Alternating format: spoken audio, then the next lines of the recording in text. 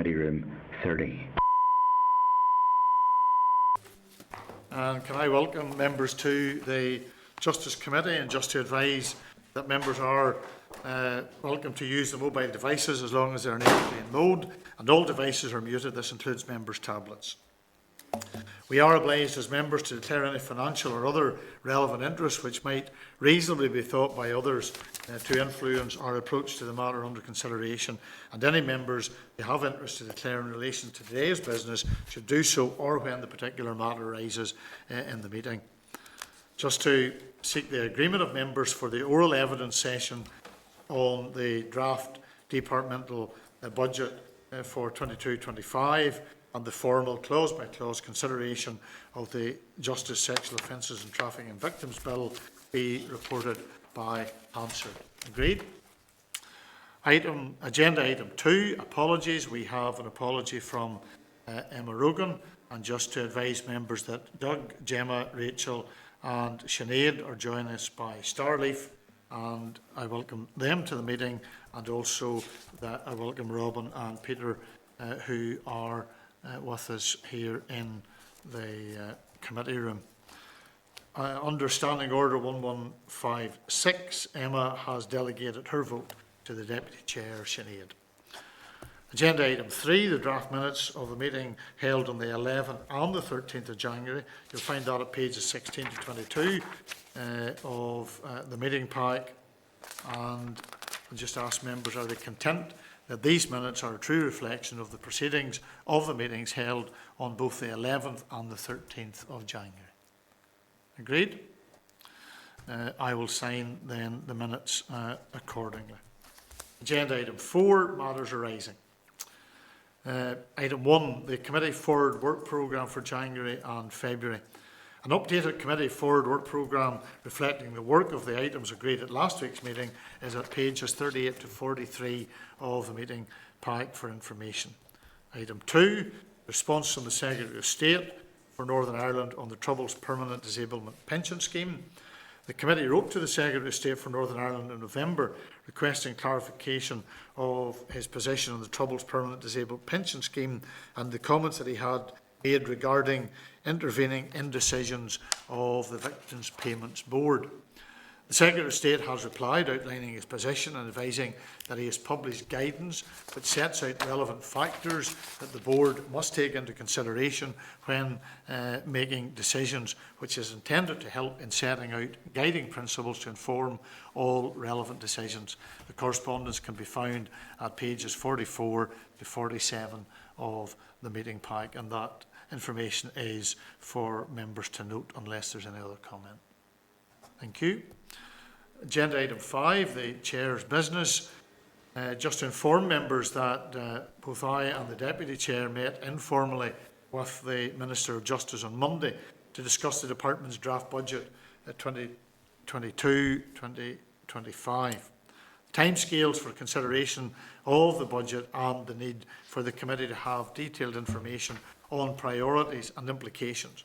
Much of the position as set out by the Minister during the meeting is reflected in the consequences document included at pages 70 to 105 of the table pack for today's meeting. The meeting was followed by an informal meeting with the Chair and the Chief Executive of the Policing Board, along with the Chair of its Resources Committee, to discuss the budget allocation for the PSNI. Members will recall that the committee has written to the Policing Board for their views on its own budget allocation, and its views on the PSNI's allocation have also been requested. Given that the PSNI accounts for such a significant proportion of the Department of Justice budget, I think at the meeting it was said to us by the Minister, I think it's 68% of the Department of Justice budget is allocated to the PSNI. So the committee is also due to hear directly from the PSNI at our meeting on the 10th of February. Also to advise members that the need for the PSNI to provide detailed information on its budget position and pressures rather than a broad overview to ensure that as full a picture as possible is available was also discussed at the meeting with the board representatives. There's no comment. Okay, we'll move to item agenda 6, is the draft departmental budget for 22-25.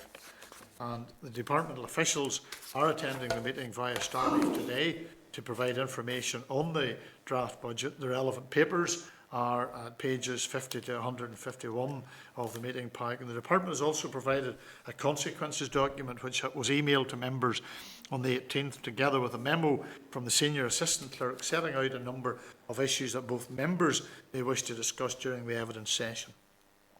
Both the papers can also be found at pages 64 to 105 of the table pack. Can I welcome to the meeting this afternoon Deborah Brown, the Director of Justice Delivery, Lynn Capper, Acting Director of Access to Justice, and Julie Harrison, Director of Safer Communities, all from the department, to the meeting, and advise our colleagues that the session will be reported by Hansard and that the transcript will be published on the committee's web page. And can I invite Deborah to outline the key issues in relation to the draft budget, and then to ask members to indicate if they have questions. But Deborah and your colleagues, you're very welcome, and I'll hand over to you. Thank you.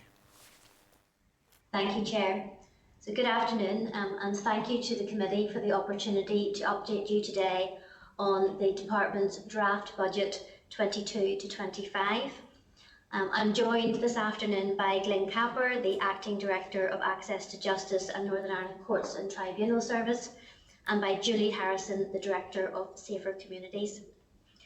As the committee will be having a separate session with the Northern Ireland Prison Service, Ronnie Armour will not be joining us today, and Ronnie will also cover the Reducing Offending Directorate when he joins you.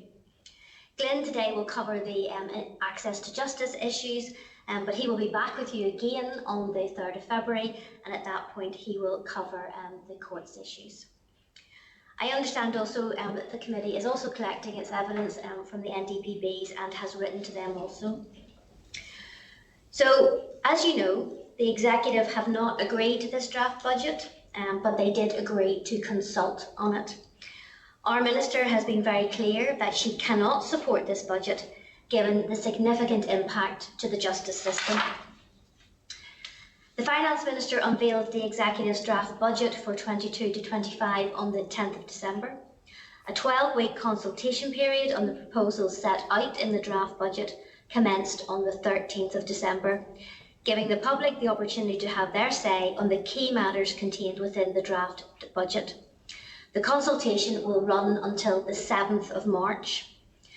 The draft budget is in stark contrast to the recognition in England of the need to invest in justice services, with £2 billion being allocated in this budget.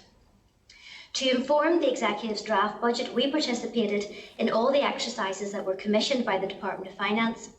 Our responses were also provided to the committee previously and included our resource and capital bids for the 3 years of this budget period. Since we were last at the committee on the 16th of December, we have developed our budget consequences document, which we hope you have now had a chance to review. The document outlines the impact of the draft budget in detail, with the aim of informing the responses to the DOF consultation. This has been based on the proposed 2% reduction and aims to illustrate the significant impact that this will have on all areas of the justice system. The Executive agreed to prioritise health, and the draft budget 22-25 proposes the 2% reduction to the baseline for resource DEL in order to provide an allocation to health along with the Barnett consequentials. This reduction is simply not achievable for the justice budget without significantly impacting on our frontline services such as police, prison, courts and legal services. So moving to the impact of this 2% cut. The scope to achieve further efficiencies or reductions while delivering the full range of services has been eroded by the years of austerity. Before taking account of the impact of inflation, the Department's resource DEL baseline in 21-22 is already 9% lower than it was in 2011-12. And the proposed 2% reduction, taking into account the significant essential pressures across the Department's business areas, is significant and potentially damaging to the justice system. The proposed 2% cut to the baseline equates to 21.7 million in each year of this budget period. The department is facing essential pressures in the region of approximately 7% of the baseline, and we do continue to keep this under review. And this is on top of the net reductions that are put forward in this draft budget. We have also taken on additional work since 11/12 and have absorbed that from within this reduced baseline. For example, there have been significant new costs from legislation, for example, in relation to domestic abuse, and increased demand from statutory responsibilities such as support for victims of human trafficking and modern slavery. A table was issued to the Justice Committee on the 16th of January, and that details the 21-22 opening allocations, excluding the COVID that we got, along with the 2% cut for each business area. This table is for illustrative purposes only and demonstrates what a 2% reduction across each of the business areas would look like. You will appreciate that in considering budget allocations, there is a need to maintain a balance across the justice system. By fixing just one part of the system, we will create issues for others. For example, increasing police numbers will lead to more arrests, which put pressure on the prisons and the court service. There is a need to look at the whole picture and make decisions for the department holistically. When the budget is finalised, there will be difficult decisions to be made in order to determine the final allocation, recognising that we need to maintain a balance across the justice system. Within this budget, there is a specific allocation for police. It includes 14.8 million per year for police staffing, and this allocation can only be used for this specific purpose, but this is insufficient to ensure that they can maintain their police numbers at 7,100. Also, further progress towards achieving the NDNA commitment of 7,500 officers will not be possible unless further funding is made available. In fact, with an allocation of only 14.8 million, this would reverse the uplift in the headcount underway in 21-22.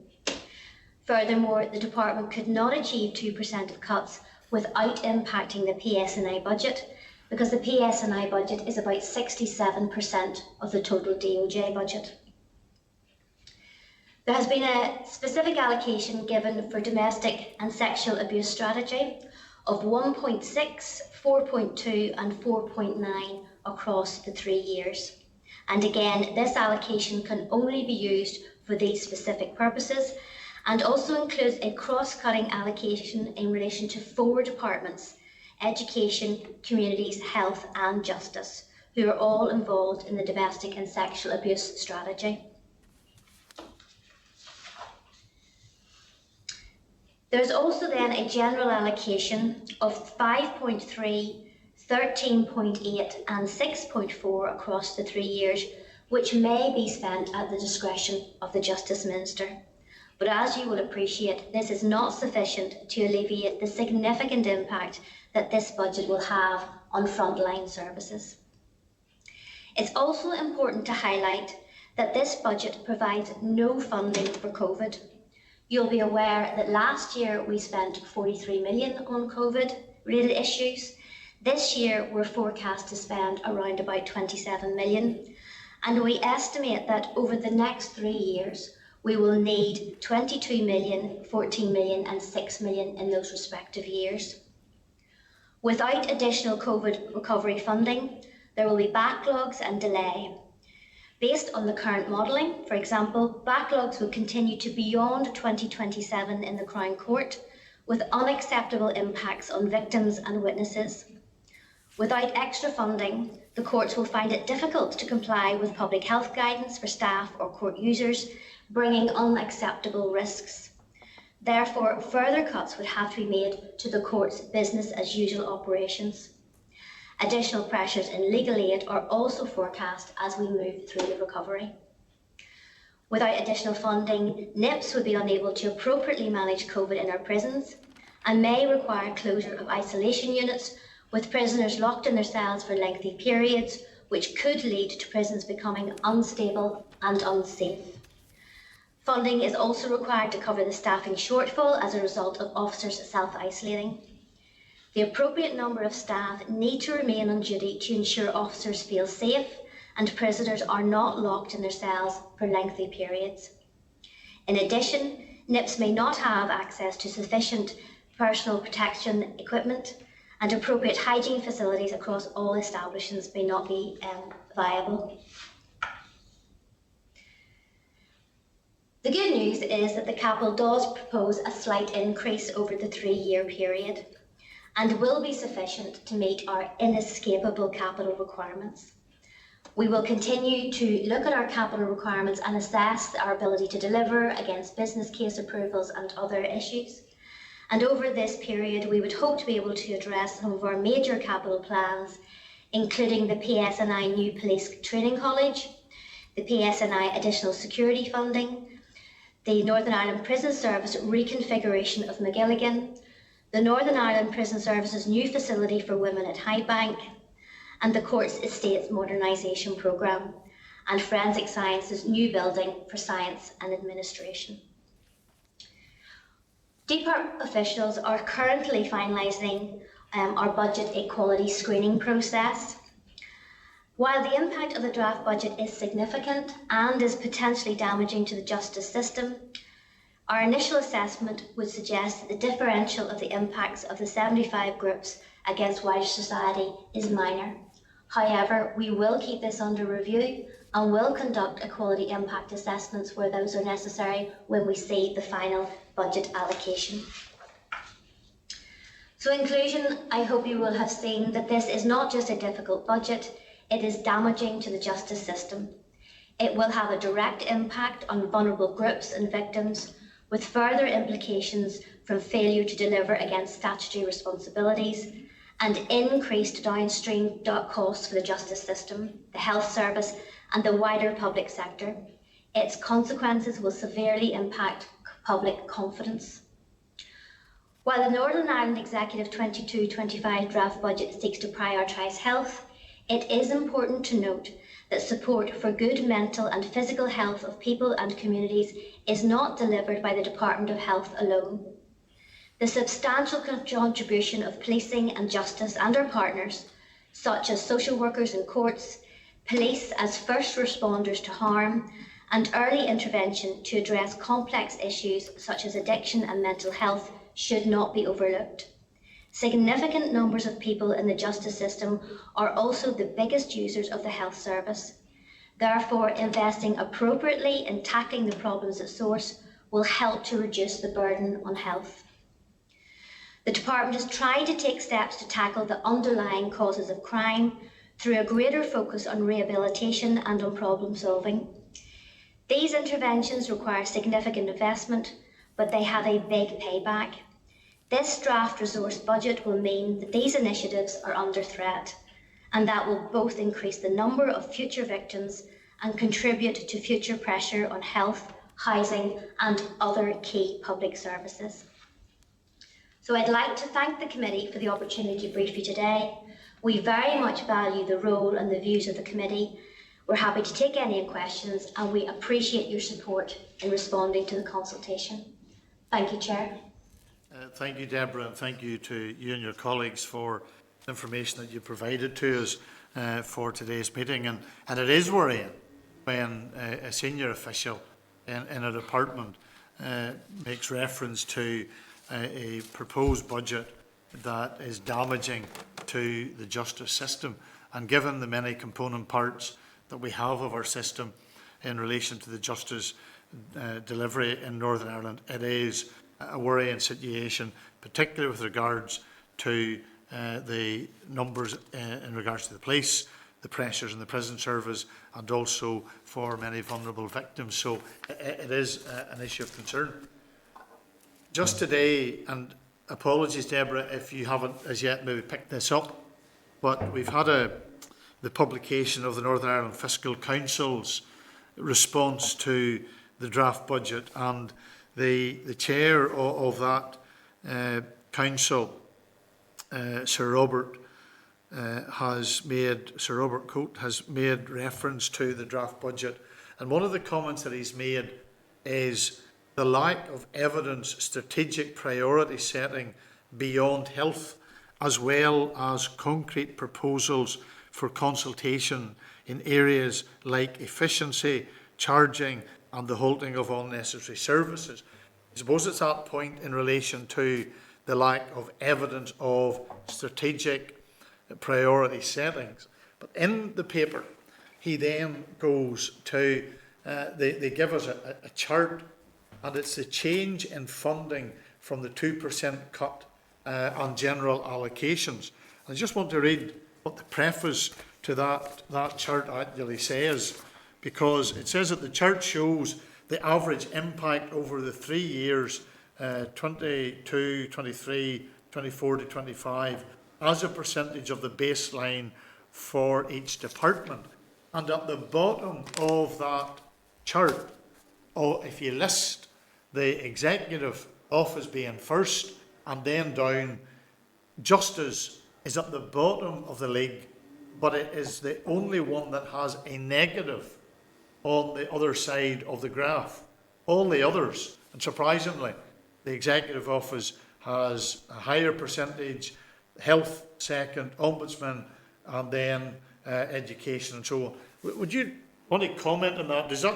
Does in a sense basically what has been said by the Fiscal Council today just confirms everything that you have outlined as concerns, and also those that were conveyed to us on Monday when we met with the Justice Minister? So, Chair, I haven't seen the Fiscal Council's report, but I do agree with what you have just outlined there. You will see in page 7 of our consequences document, we have set out there very clearly where our opening baseline was, and whilst we do get some extra money, the fact that we have the 2% cut does mean that we are sitting slightly below what we started off with. So I'm not quite sure how they arrived at their figures, but indeed that sounds very similar to the way that we have analysed and demonstrated that on page 7 of our consultation document. And also, in addition to that, not just the 2% that's been levied, we have a number of inescapable pressures, and you saw all the bids that we put forward before Christmas. And we've had a critical look at that and tried to look at how you can strip that back. But even by stripping that back, we still have at least another 7% on top of that. So that's effectively 9% of a cut. And whilst we try to work our way through this, we will try and refine that and push it down. But it is a very, very stark position that the department finds itself in. And can members just indicate if they have questions so that we can work our way through those? I had a conversation just yesterday with one of the non-departmental public bodies. It just so happened that I had to contact them in regards to a constituency issue, and I took the opportunity to raise the issue in relation to the budget. And one of the comments that was made by that particular body, one of which we have already written to, is the fact that this 2% is basically, it is top sliced, and there is no, so for example, 2% to a small organisation of the list that you have given us proportionally is more than it will be to an organisation of the size of the PSNI or the prison service. What consideration can be given to applying the 2% cut across the spending areas in a way that is more proportionate to their budget, as opposed to just a simple salami slicing of the 2%? So that table where we have the 2% across each of the areas was done just for purely illustrative purposes. To then in the consequences document, we could give you a sense of what the impact of that would be. As you say, we absolutely recognise for smaller bodies it is much more difficult for them to absorb these and is disproportionate to them. In any other budget allocation, we have always taken those things into account and indeed recognise that some bodies will not be able to absorb as much as a 2%. But what I would say that if this is what it is, and it is 2%, it will be really difficult to take action in the first year other than a 2% top slice, broadly speaking, but also taking into account the smaller bodies, and then looking at what has come out of the consultation to inform the actions that we will put in place over the next year to ensure that it's not a slammy slice in years 2 and 3. But of course, all those things are still being worked through, and we still have a lot to consider, and we very much welcome the views that are coming through consultation to help inform the thinking and the proposal that we would eventually put forward to the Minister. Thank you for that, Deborah. And just one other query. Would there be a concern that the department believes that the organisations that the department funds, if this was to stay as it is outlined, that there are some organisations wouldn't be able to meet even their statutory requirements, let alone any additional areas of work that they would want to be involved in? Is that a concern that is being looked at by the department at this minute in time? It is certainly a risk, and indeed we are looking very closely at what our statutory obligations are and looking at what that actually means in practice, and to what extent we would be able to discharge them or not, as the case may be, and understanding what the impact of that would have on the ground and also on the other parts of the justice system. Because as you appreciate, there are so many interdependencies here and it is very complex. But yes, we are taking those things into consideration. Thank you. And this is not to curb any member, but all I'll say is just keep in mind that we will be bringing the police and the prison service, the probationary service and so on into the committee. So if we could keep our questions directed, particularly in relation to the department, that would be very, very helpful. The specifics in relation to the detail for some of the other organisations, all being well, we'll be able to pursue when we have those organisations in front of us. So with that, Gemma. Thanks, Chair. I hope this is actually relevant for Deborah and not the Chair might slap my wrist. But no, I just have one comment, Deborah, and I'm sure you're going to be getting pleas like this from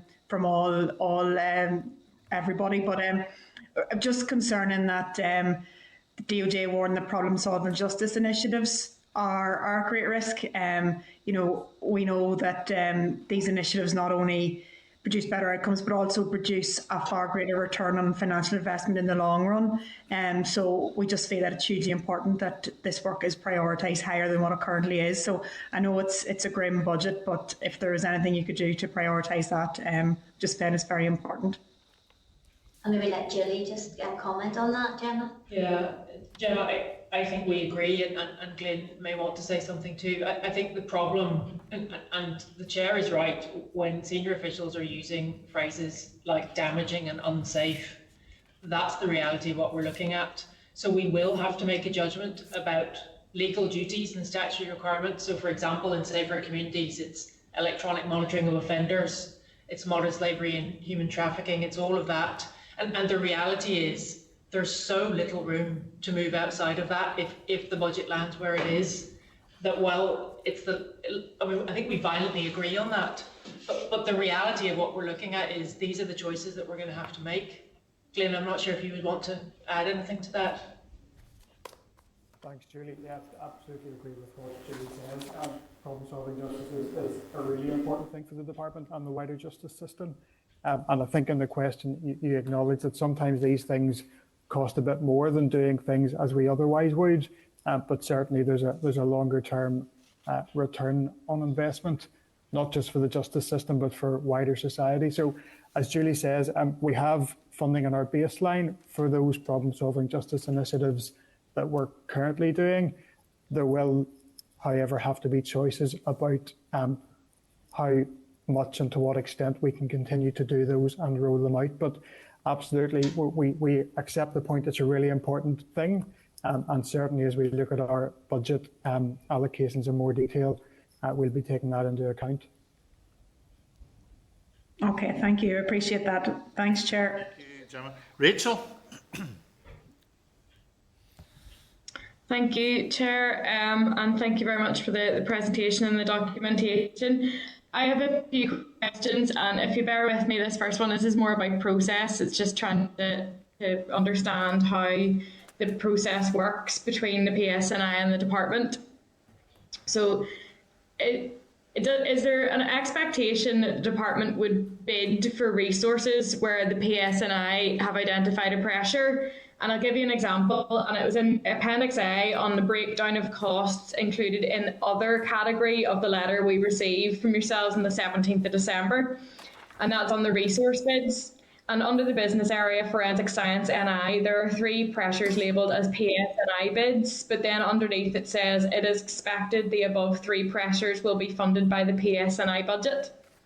So there's a significant amount of money there, 3 million over the 3-year period for those 3 pressures. So I suppose my question is, who decides whether a budgetary pressure is identified by the PSNI, has to be funded from their budget, or whether the department bids for resources to cover it? Could you explain if there's like a protocol on how that works, or is that what does that mean whenever it's written down like that? So I'm happy to talk about the Psni bit, and Deborah can correct me on process. So yeah, I mean, one of the things that I think we will need to look at longer term is how forensic sciences are funded. So actually, we give the PSNI an allocation, and they essentially purchase forensic science from Psni. In addition to that, every year, because inevitably there are additional pressures for Psni, we try and fund that in year. I mean, one of the things I think we want to look at is, as we commit to moving to a unified service on that, how the funding model works. But as things stand, police fund Psni, we fund police fund Psni, and that's how it works. Yeah, and so what we'll look at that is in the round is, so between the Psni and the PSNI, what is the actual collective pressure, and then we'll put the bid forward accordingly. And does that structure only apply to forensic science? There are a few other areas across the department where there are sort of like cross sort of charging in that way, and it's done in that way to make sure that you understand the total cost of running each of those services, and that's why it's done in that way. Okay, no, thank you. Sorry, and just an additional bit on that. So police and forensic science work together to try and predict what demand's going to be in any year, and to develop an MOU on that, so that both organisations have a sense of what the pressure is likely to be. Okay, and then in the future, you mentioned that just about looking at future funding models and funding structures for forensic science. Has that been thought? Is that something that is going to be brought forward in the next couple of years? Has that been thought about yet? Yeah, so you'll recall last year there's an updated strategy for forensic science, and we need to look at a number of options in relation to that, but it will take some time to work it through. There's complexities around things like cyber, what work best sits with police directly, what work best sits with Psni, and so on. So yeah, I do think you're right. We need to work that through, but it'll take a little bit of time. Okay, thank you. Just on the updated budget document that we received on the 16th of January, there was the table illustrating what a 2% cut would look like, and I appreciate that is illustrative, but just for clarity, does that 2% cut relate to the entire departmental budgetary allocation that this table provided, or in other words, is there any discretion to absorb the 2% cut differently, say across different business areas? So say some keep their baseline or receive a boost if others were to be cut further. Is that a possibility? That is a possibility moving forward, yes. Great, thank you. And then a couple more questions, if I may, Chair. Yes. We have a number, and maybe it's in the pack, and apologies if I missed it, in financial year 2020 and 2021, and then in financial year 21-22, how much the department surrendered to the Department of Finance, or the total underspend. If we have any statistics on that, and if it is in the pack, apologies. And also, are the department looking at any future revenue raising options? So you'll have seen reported in the press the 47 million of underspends. First of all, I'd like to point out that's over 2 years, so that was this year and last year. Also, of that 47 million, 33 million of that is capital, and the majority of that is because of COVID, and of course things slipped and people were focused on other things. 13.3 over the 2 years was resource, but of that, a significant portion was COVID and was ring-fenced, and another element of that was legacy and therefore could not be used for any other purposes. So the actual resource that was returned over those 2 years could not be used for any other purposes, and in general the full underspends were as a result of the delays incurred because of the pandemic. No, thank you. Just wanted to clarify on that. And just on the revenue, is the department looking at any revenue raising options at the moment? Yes, so we are now scoping that at the moment, and there are some things on the table, but I'm not able to get into any detail at this stage, Rachel, but we will do, of course, as we work our way through it. Okay, no problem. And is that I appreciate you said you can't talk to revenue raising options at the moment. Is there would that be done by the budget process, or is it this financial year for next financial year, or is there sort of a timeline on that? But I appreciate you can't go into details. That's absolutely fine. So unfortunately, these things will take a period of time, and some of them may need some legislative changes, which of course means it will take even longer. So the ability to actually realise anything from that will be towards the end of the 3-year cycle, possibly, but of course we will look for earlier opportunities if we can. Okay, thank you. And finally, Chair, if I may, just on the equality screening document, and apologies if I missed it earlier, my internet's going here in Bangor. The equality screening document, would that be done? That'll be made available to the Justice Committee upon completion? Yes, absolutely. We're just finalising it at the moment, Rachel, and it will be attached to the consequences document and published as well. Great, thank you so much. Thank you, Chair. Okay, thank you, Rachel. Sinead Bradley. Thank you, Chair, and thank you for the presentation so far. There's no doubt, this is alarming stuff, and it's worrying as well as it is alarming, because I can foresee that there are going to be tough decisions to be made, and I suppose I want to elaborate on the point that has been made that the 2%, and I like the Chair's analogy of the salami slicing, but that discretion does exist in terms of looking at the options that are available, and they are tough decisions. But I suppose what I'm mindful of in terms of the work that has happened during this mandate regarding the domestic abuse bill, the current justice bill, things that we're working on around trafficking, and also the growing understanding of the need for a strategy on violence against women and girls. And I appreciate that piece might sit at executive, but no doubt justice will have a part to play in that.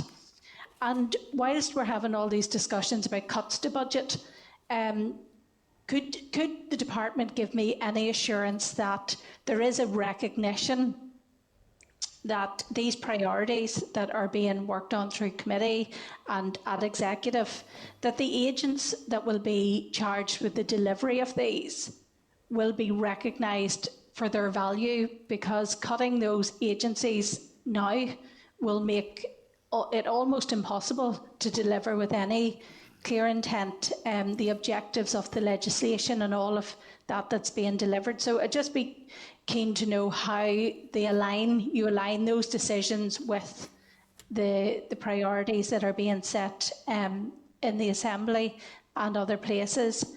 And also then in terms of, I appreciate what you're saying, Deborah, about the raising of revenue, that's not really at a stage maybe for discussion at this point, but could you give any indication of how ambitious that is in terms of how much you would be aiming or targeting to raise? Just any further information you could give, because I think it's a big and important piece that people need to grapple with and have an understanding of what the department's thinking is in that regard.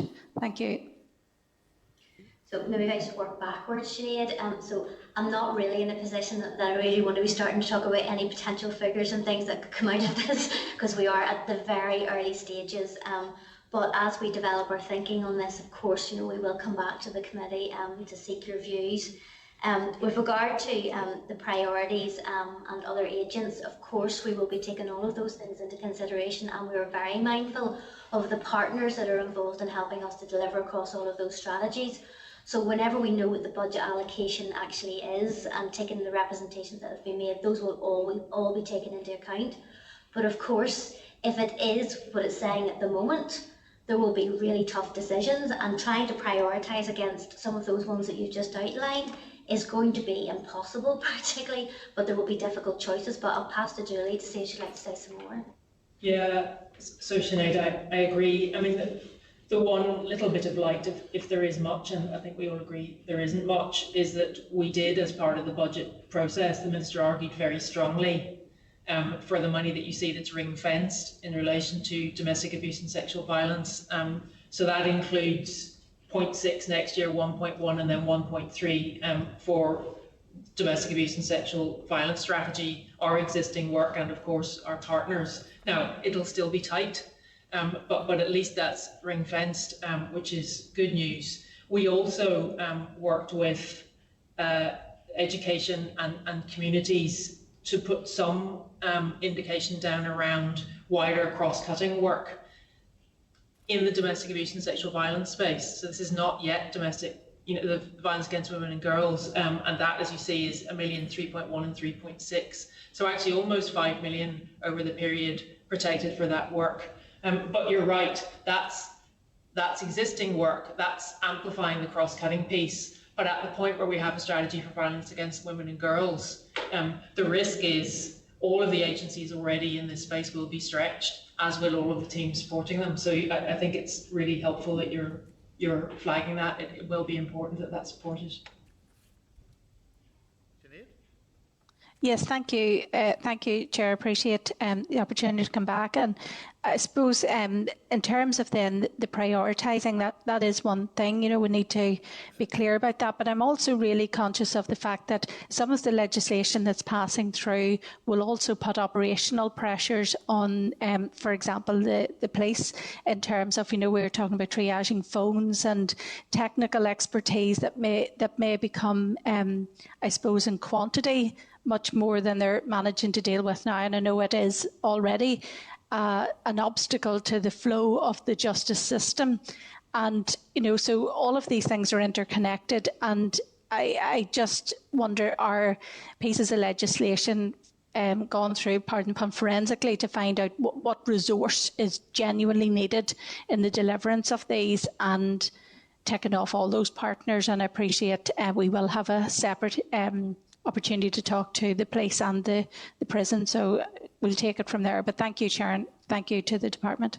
Thank you, Sinead. Any further comments from the department officials in relation to any of that?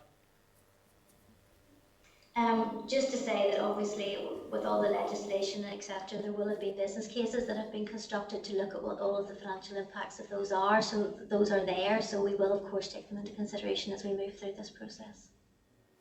Deborah, can I just ask just a query, and it follows on from a comment that Julie was making in relation to having a discussion with the Department of Health and having a discussion with the communities, Department of Communities. So I assume that those discussions are ongoing with your other departmental colleagues around a raft of issues and the impact, particularly over or to do with cross-cutting issues. One of those issues that obviously has come with a considerably high cost and a high price tag on it has been the introduction of the Troubles Permanent Disablement Pension Scheme. And has there been any discussion with the Executive Office, who have responsibility now for the administrating of that scheme, that there is any likelihood for there to be a and I apologise, I'm not trying to stray into the territory of the Executive Office, because that was not our role, but given our concerns, as you know, as a committee, about the ambiguity between the Executive Office and the Department in this particular scheme, we want to be absolutely sure that the commitments given in that scheme financially can be delivered, and that this budget is not going to have an impact on that particular scheme. So, as you know, we are administering the scheme, so we are preparing the forecast about what we think the spend will be over the next number of years, and also putting for the administrative costs. So I understand all of those have been built in, and there is funding that's been set aside for the Troubles Permanent Disablement Scheme.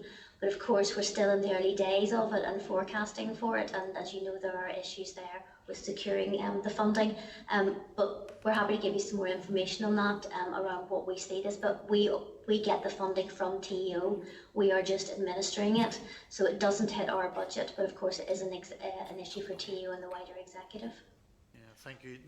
And Deborah, that would be very helpful. And just finally, unless there's any other members, any other question to ask, can I just, and apologies if I didn't pick this up earlier when Rachel was asking about the issue in regards to the forensic science, and it was more maybe to do with the process, but it is indicated in the forensic science element that's referenced in Annex A that there was a reduction of 18%, and where does that 18% come from in terms of the forensic science agency? So that's the kind of real impact of the draft budget. So and in reality that means roughly 1,400 less cases dealt with, for example, next year. But I can provide you the detail on that. Julie, that would be very, very, because that is the very practical implication, yep. Because we all deal with headline figures and all of that, but there's the real impact of a budget proposal, and I think we would certainly because that would have serious implications for ongoing and any new investigations, because central to those investigations is the access to and the use of the Forensic Science Agency. So that will be very useful. Yep. Chair, I have some detail here, but we'll certainly get you something in writing. So yes, the reduction is a combination of an opening pressure coupled with the 2% cut. So our initial analysis of impacts is that would mean an 18% reduction in forensic investigations, and that translates into about 1,440 cases that would no longer be subject to forensic investigation. It would mean a reduction in capacity, which means more time to process work, which means delay, of course, for PSNI investigations and delay for progress through to the courts. And the risk, I suppose, overall is that there's an inferior forensic service if we're not able to do anything in the innovation space. You know, this is not something that stands still. But we'll send you more detail on that. Okay. That would be useful, Julie, because obviously we'll have a separate meeting with the police later on in February, and it was one of the issues that I want to tease out with them as to the practicalities of the impact that particular element would have on their capacity to investigate. Robin? Thank you, Chair. Just thank you, members, for being with us today. And it's just a short question, really, in response to a question from the Chair on the amount of money that was returned to the Finance Minister. You'd indicated that the amount was over a 2-year period, and indeed that in each of I think it was 3 areas you mentioned, that indeed that the money was returned only because you were not able to expend it due to the COVID-19 restrictions. So outside of those 3 areas, COVID-related areas, then there was a very effective spend on every other aspect of the departmental budget. So, yes. Is that correct? Sorry. Question mark. Question mark, yes. Statement for the question. Yes, indeed. Yes, so we did give back amounts of money which were ring-fenced, so you couldn't use for any other purposes. The DOJ does always look to redistribute its funding to make sure that it maximises the use of its budget. And for example, as we have outlined previously, the legal aid budget the baseline that we start every year with is insufficient to meet the demand that we have seen over the last number of years. So that's one of the places that we would immediately put any easements that we have into. We have a very good process in the DOJ to make sure that we recirculate and reuse any easements as and when they arise, and have a process in place to make sure that information is readily available to make sure that we can do that. So in answer to your question, then I would say yes, of course. Okay, that's yes, quite enough. Can I just ask, and apologies, I said I had asked my last question, but we haven't covered capital, and there is a query. Thankfully, you gave us, and I'm just trying to bring it up here in terms of Deborah, in relation to the capital programmes. Now, you did, when you were making your presentation, you almost gave a glimmer of light that there was at least some good news in this budget, particularly in relation to budget, a capital element of the budget. But those lists of capital projects that are listed in your document, and I'm just trying to bring them up now. I know one of them was in relation to McGilligan, the other was in regards to, I think was it Hyde Bank, and is there any possibility that there will be some one of those will not proceed in relation to if this budget was to stay as it currently is drafted? So the big risk here, whilst this is not a bad capital settlement in that it's more than we got last year, and it goes up from 100 to 125 and then to 128 million. The other side of this, of course, is that you need resource to deliver this. We need people, and we need the associated resource costs. So this budget, the way that it sits at the moment, could mean that we have insufficient resource in order to deliver that capital budget that we have been given. So we're currently assessing that at the moment and looking at the capital and how that will feature, the timeline for each of those projects across the 3 years, which would then indicate when some of them can start, and would there may be some tough decisions to be made in there as well because of the resource budget rather than specifically the capital budget. Yeah, and again, one of the criticisms has been of this issue of prioritisation. It has been commented in the Fiscal Council's report of prioritisation. But if you look at the Department of Justice capital projections or plans, we have the Police College, we have the reconfiguration of McGilligan, you have the new facility for the women's prison at Hyde Bank, and then you have the issue in relation to the forensic science. But has the department got any sense of priority? Is it likely that the one that they would run with first is the women's new facility for the women's prison at Hyde Bank, with the police training college and then McGilligan? Or is there an intent to try and deliver over the 3-year period all of those projects?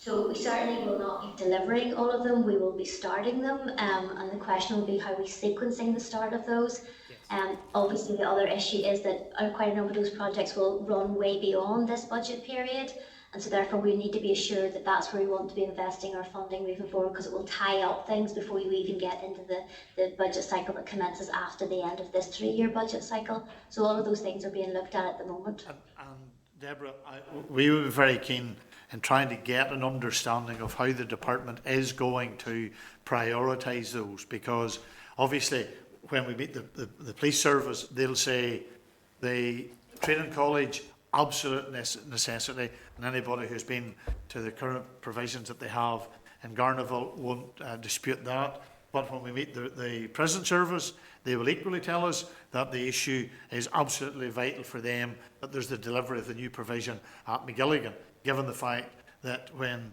the prison service looks at what they have in McGabry and the work that was done there, nobody could be but impressed by the new provision. So there are competing issues within the Department of Justice family, and we need to have an understanding as to how the department is going to deal the hand in relation to those projects, and any additional information on that as how that will be done would be very, very helpful. We will do, Chair. Thank you. Okay, members, if there's no other questions, can I again thank Julie and Deborah for their help today. Julie, I think you're staying on with us for the next. Yeah. Deborah's getting away, so she's getting out when the going's good. So thank you, Deborah, for your help, and we look forward to meeting with you and to having further discussions in relation to this issue. But in the meantime, thank you very much. Members, Thanks very much. thank you. We're going to move on then into item agenda 7, which is the review of, hold on, sorry. Oh, this part here. Oh, apologies. I'm just been kept right here. We need to just get the agreement of members to send any of the questions in the Senior Assistant's Turk memo that were not covered during the evidence session to the Department for written response. Agreed? Agreed. Yep, thank you. Item 7 is the review of the hate crime legislation, the updated progress on the proposed consultation and the policy issues being developed for hate crime bill, and you'll find the information in regards to that at pages 154 to 373 of the meeting pack. And can I again welcome back to the meeting, I don't think she ever went away anywhere, was Julie Harrison, the Director of Safer Communities, but Julie is now being joined by Barbara McAtamney, the head of the hate crime branch, and Noel Marsden and Diane Lowry, the policy officers in the hate crime branch at the department. And maybe we'll ask Julie if she would outline the key issues in relation to the review of the hate crime legislation and the developments in respect of the policy issues developed for the hate crime bill. And then members, if you could indicate your questions, please. Thank you very much. Oh, and just to remind members that this session will be Hansarded, and we just need to inform officials that that's the case. Thank you. Thank you, Chair.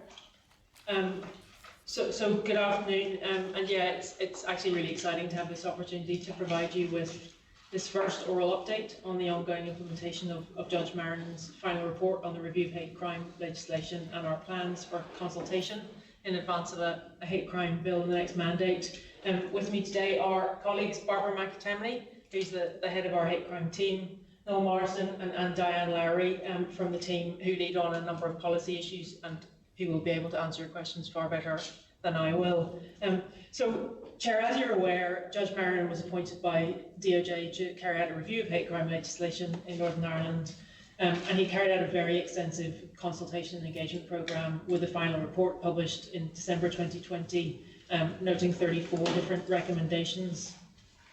You've previously considered the initial departmental response to the review's findings, which was published in July last year, and Judge Marinen provided an oral briefing of his work to yourselves around the same time, which gave an opportunity to discuss both the review and the department's response.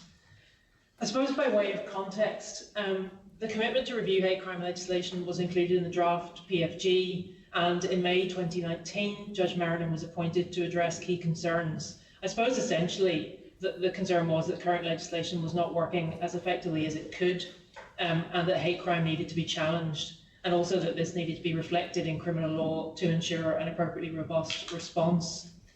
So the review considered whether the existing legislation represents the most effective approach for the justice system to deal with criminal conduct motivated by hatred, by malice, by ill will or prejudice, including hate crime and abuse that takes place online. You and colleagues will be aware there's a very comprehensive report produced, and the Justice Minister has noted her agreement with Judge Marinen's overall assessment that the current system is not working as effectively for victims or offenders, as it could, and therefore requires legislative change. The Minister is committed to ensuring effective and appropriate legislation to tackle hate crime. This is considered necessary as crimes that are committed against an individual based on a personal attribute or a group identity are known to have a pronounced impact on victims. And as you'll be aware, the ramifications can extend far beyond the direct victim by signalling that members of certain groups are not acceptable or not worthy of equal respect. So we do understand that it's important to emphasise that the law on its own is not the only solution here and can't prevent it happening, but clearly defined and effective hate crime legislation can respond to negative conduct by providing the opportunity to provide redress for victims and ensure a sentence that reflects the actual harm caused. It also supports law enforcement agencies in the operation of hate crime policy. So the Minister considers development of hate crime bill a priority and aims to make as much progress as possible before the end of the mandate, hence the plans to consult on a number of the policy issues raised by the end of this month. Maybe talk a little bit about the progress to date and then the approach that we're taking. So as set out in the departmental response that you have and correspondence shared with you to date, we've categorised the 34 recommendations into 9 strategic themes to assist consideration and just the logistics of delivery, given the complexity and the breadth of the issues.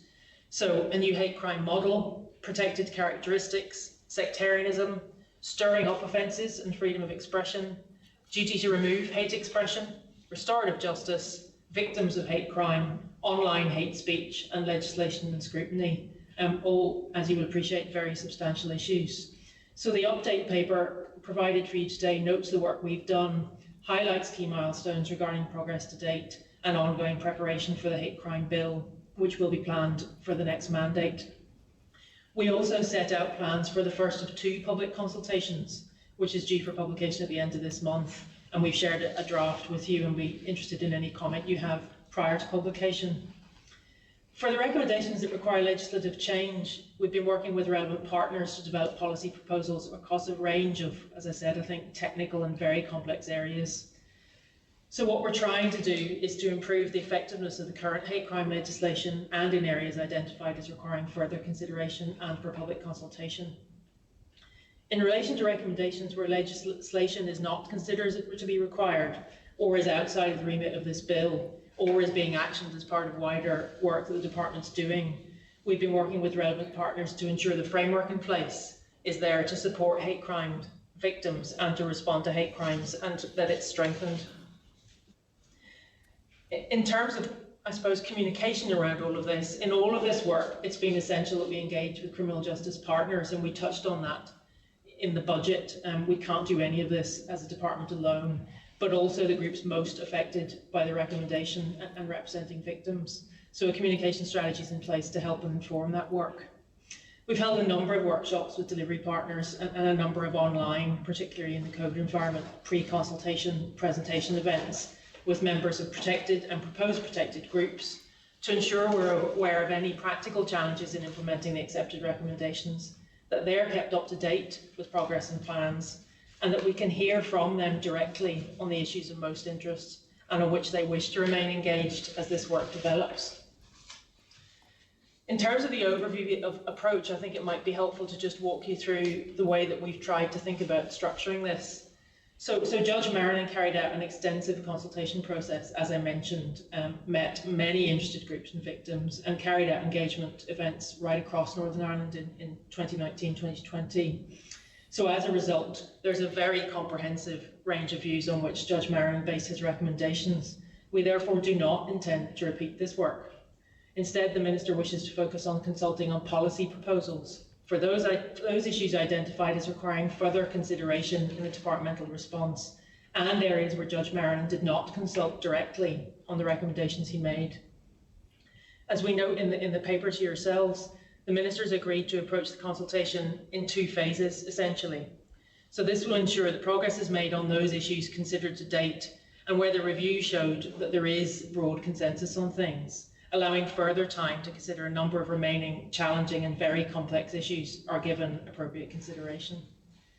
So the draft Phase 1 consultation paper includes proposed policy positions and questions on the following issues: a new statutory aggravation hate crime model, sectarianism in the context of hate crime offences, some elements of the stirring up offences, including repealing the dwelling defence for stirring up hatred offences and replacing it with a private conversation defence, and the role of the Director of PPS in making personal decisions to prosecute, special measures and protection from cross-examination, and finally exploring misogyny as a statutory aggravator or a standalone crime.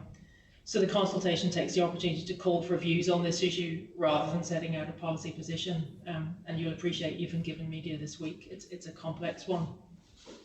The Minister intends to issue the final consultation at the end of this month for an 8-week period, and it will be really good to hear your initial comments and those from members today prior to the launch. Phase 2 in the new mandate will cover the remaining issues that require further consideration, such as additional protected characteristics of gender and age, stirring up hatred offences, and freedom of expression defences from prosecution, as well as duty to remove hate expressions from public spaces. As you will aware, Chair, and as you will appreciate, there are a number of issues in the report where views were divided and will provide challenge in getting consensus. For example, on defining sectarianism, on provision of a statutory duty to remove hate expressions from public spaces, issues relating to freedom of expression, and the inclusion of additional protected characteristics. These just require time to ensure a sufficient depth of understanding and to be able to give proper and careful consideration on the way forward. As we develop this work, it will be overseen by a multi-agency steering group, which will assist in the delivery of the recommendations in the report and help to address any challenges and, of course, any operational implications that may arise. And again, we touched on some of those in the context of a budget discussion earlier. A number of the recommendations will impact on criminal justice partners in terms of changes to the law and possible system or process changes, and potentially resources. The steering group will assist in identifying and responding to these challenges, and actually it's been really encouraging to see how keen people are to get engaged with us on this work, and it is a real priority for people.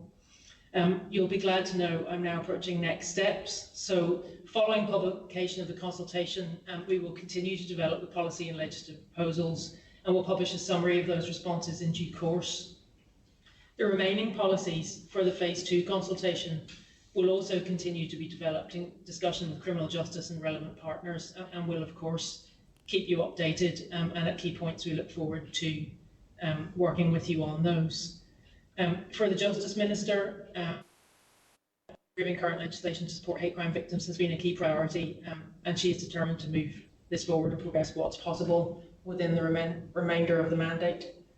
Apologies for taking the time, but as you know, it's quite a broad piece of work, so happy to take any questions. Thank you, Julie, and yes, you're right. I think anyone who has taken the time to look at and read Judge Marian's report, and it was an extremely comprehensive piece of work and will become the basis of much discussion and legislation, I have no doubt, in the years to come. But can I, a couple of things, and then just ask members to indicate if they have questions. The recommendation 33 and 34 in relation to the Crime Commissioner, the Minister took a decision to appoint an interim Commissioner, but not on a statutory basis.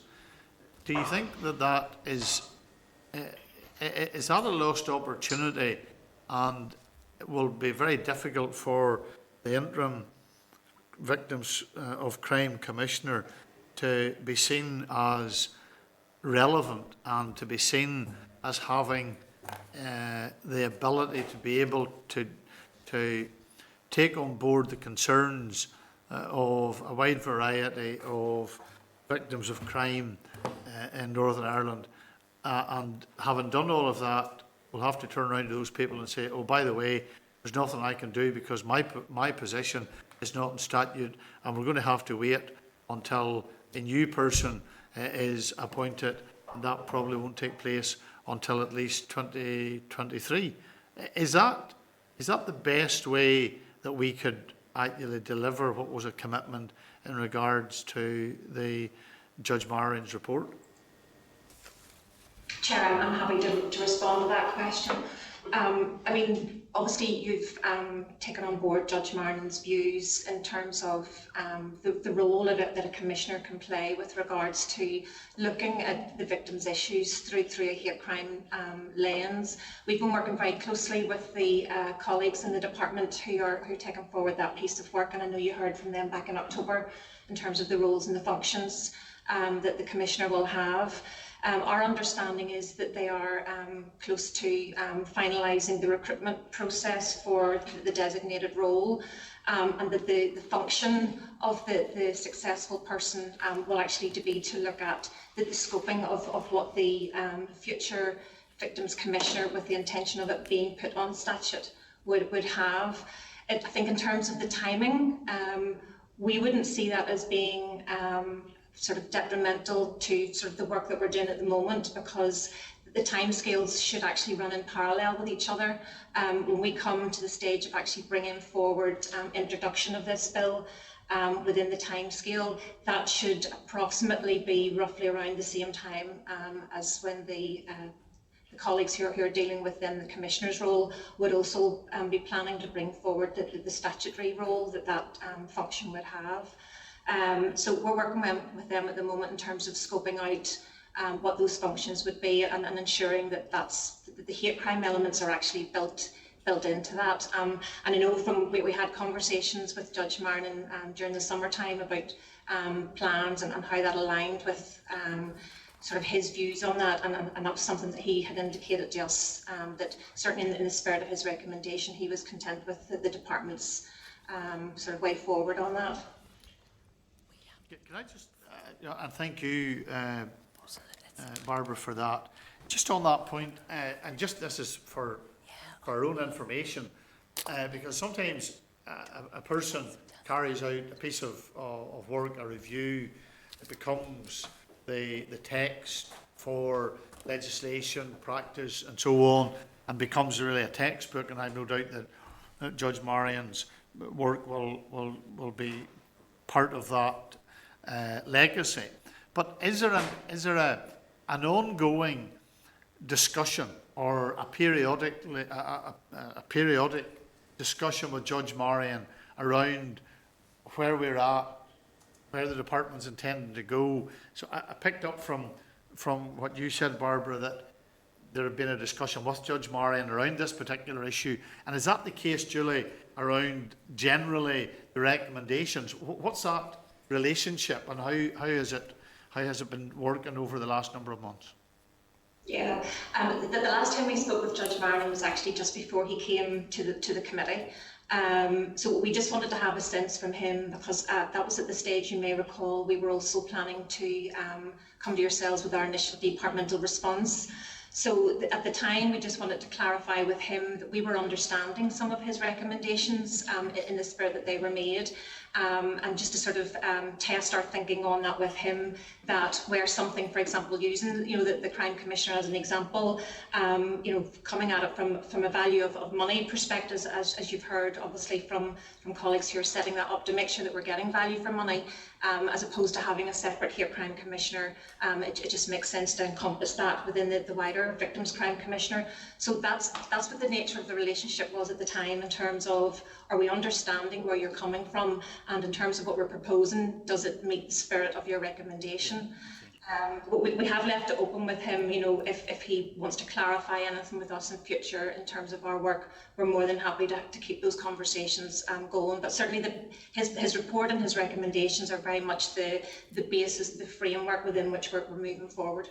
And Chair, I would add, I think that's right and important. And part of the task now is to take a recommendation and to do the detailed work to make sure that it has the best legal effect. And that's the phase we're in now. So accepting of an awful lot of the recommendations, but it's turning it into something that will actually work in the justice system for victims and deliver a criminal justice outcome. Okay, thank you. Rachel? We'll go straight into that. Okay. Thank you, Chair, and thank you very much for the outlining of the work so far and for the prepared way forward on this.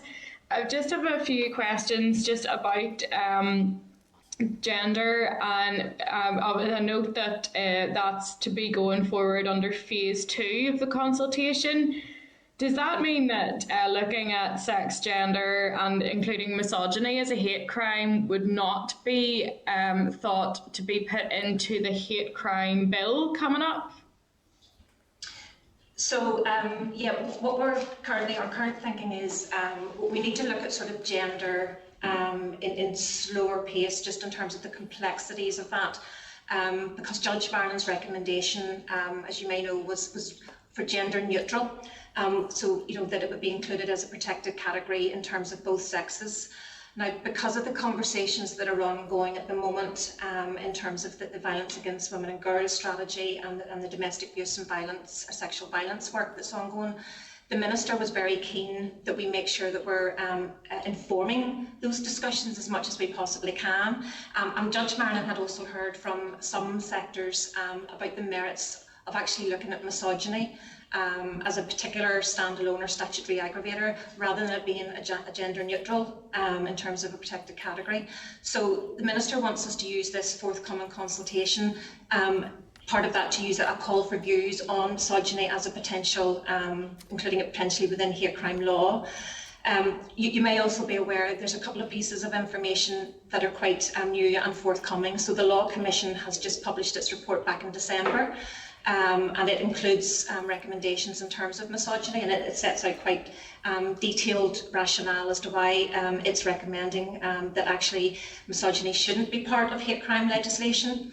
And we're also aware that Scotland has just brought forward its own hate crime legislation acted back in 2021. So they've had very recent conversations about this, and that led to them not including gender within their legislation. But they have commissioned a working group to look at misogyny within the criminal justice system, and that report is actually due in February. So we wanted just to wait for the Law Commission views, and obviously for the Scottish working group to help inform us in our thinking moving forward. But so for now, what we are planning to do is actually testing the views of what people think on misogyny as a particular hate crime offence, or if it should sit outside that law. Okay, thank you. So just to confirm on the proposed hate crime bill for next mandate, that gender and misogyny would not be being considered for its inclusion? Well, we haven't made that decision yet. Okay. Yeah, that's just what we wanted to do the call for views on, and then hopefully then the reports that are coming from other jurisdictions, once we look at sort of gender neutral and the misogyny feedback in sort of over the next few months, then we'll be able to come to a decision on that, and hopefully then obviously come back here and be able to give the Minister's proposals on that at that stage. Okay, no, that's thank you. That's helpful to clear up. I'm trying to figure out sort of dates, approximate dates. Obviously, these things are subject to change. But if there was a hate crime bill approximately autumn 2023 to be introduced, would anything in phase 2 be considered as part of that, or is this only on sort of the phase 1 consultations that would be being used? So thank you. That does clear that up. In terms of, and this is just for clarity, when I was reading through it, on the stirring up offences bit, it says that there are 3 subparts in the first phase of the consultation. Now, I know 2 bullet points, and that could just be a stylistic thing. The second one is on the DPP role. Is the third subpart the role of the DPP and the consent of the DPP, or is there a further part? I think that's it. What we are going to consult on is repealing the dwelling offence and replacing it with a specific defence for private conversations, and the other one is looking at the personal consent of the DPP. So it's okay. Those 2. So yeah. Okay, thank you. And on the it's a totally different section on the hate crime advocacy service. I know there was a discussion with the department previously and also with Judge Marnin about having funding ring-fenced for the next 5 years. And I know that in his report, Judge Marnin said that the PSNI and DOJ funded hate crime advocacy service should be placed on a statutory footing. I know that there's been discussion in terms of the forward budgeting, but has that been discussed to be looked at in the context of this work?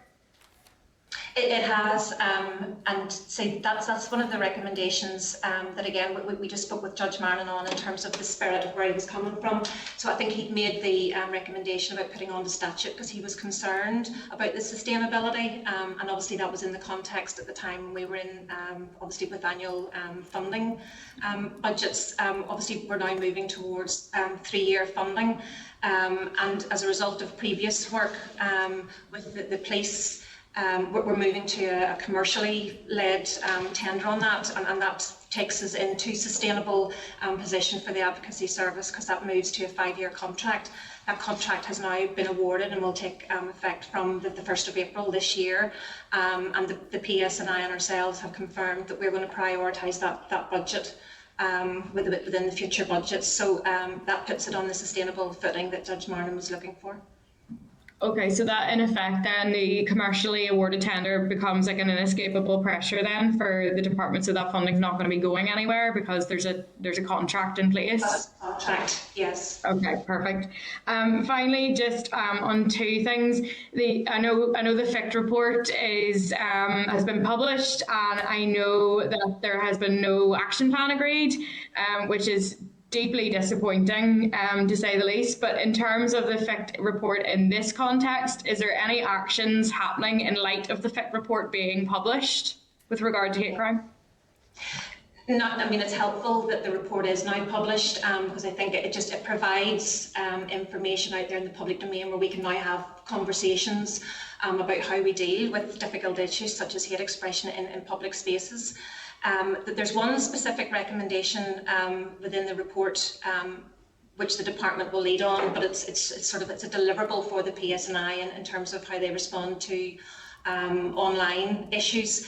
But the context of the report itself, in terms of Judge Marnin's review, our particular interest would be in relation to sort of the sectarian elements that we're currently looking at, and obviously then the duty to remove hate expressions. Just actually recently we have had communications from the Executive Office officials who now want to start engaging with us on that report. I believe they had a working group meeting on the 10th of January, and that has now led to them reaching out actually to the departments to start those conversations. So we're hoping to have those in coming weeks.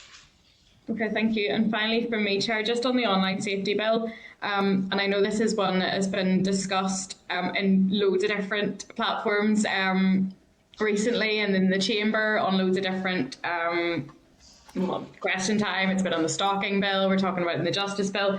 I appreciate that this online safety bill is a reserved matter, and we're talking about telecommunications, but and I know that in the document here that the department is engaging.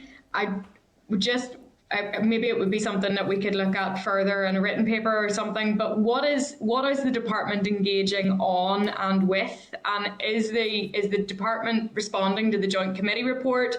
Is there a position on it?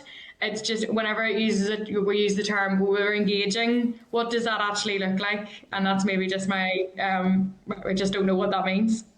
Yeah, I think we're engaging quite enthusiastically, but Diana will be able to help sure. with that one. Colleagues have set up a Northern Ireland reference group to look at the online safety bill, and it's a multi-department reference group. At the moment we're looking at the joint committee recommendations. They've just been sent out for everybody to give their comment on, and then we'll go back to DCMS to tell them the department's position and the Northern Ireland position on those things. And as you know, the Minister is concerned about anonymous accounts, and she continues to write separately to DCMS to share her concerns and the fact that anonymous accounts haven't been excluded from the online safety bill.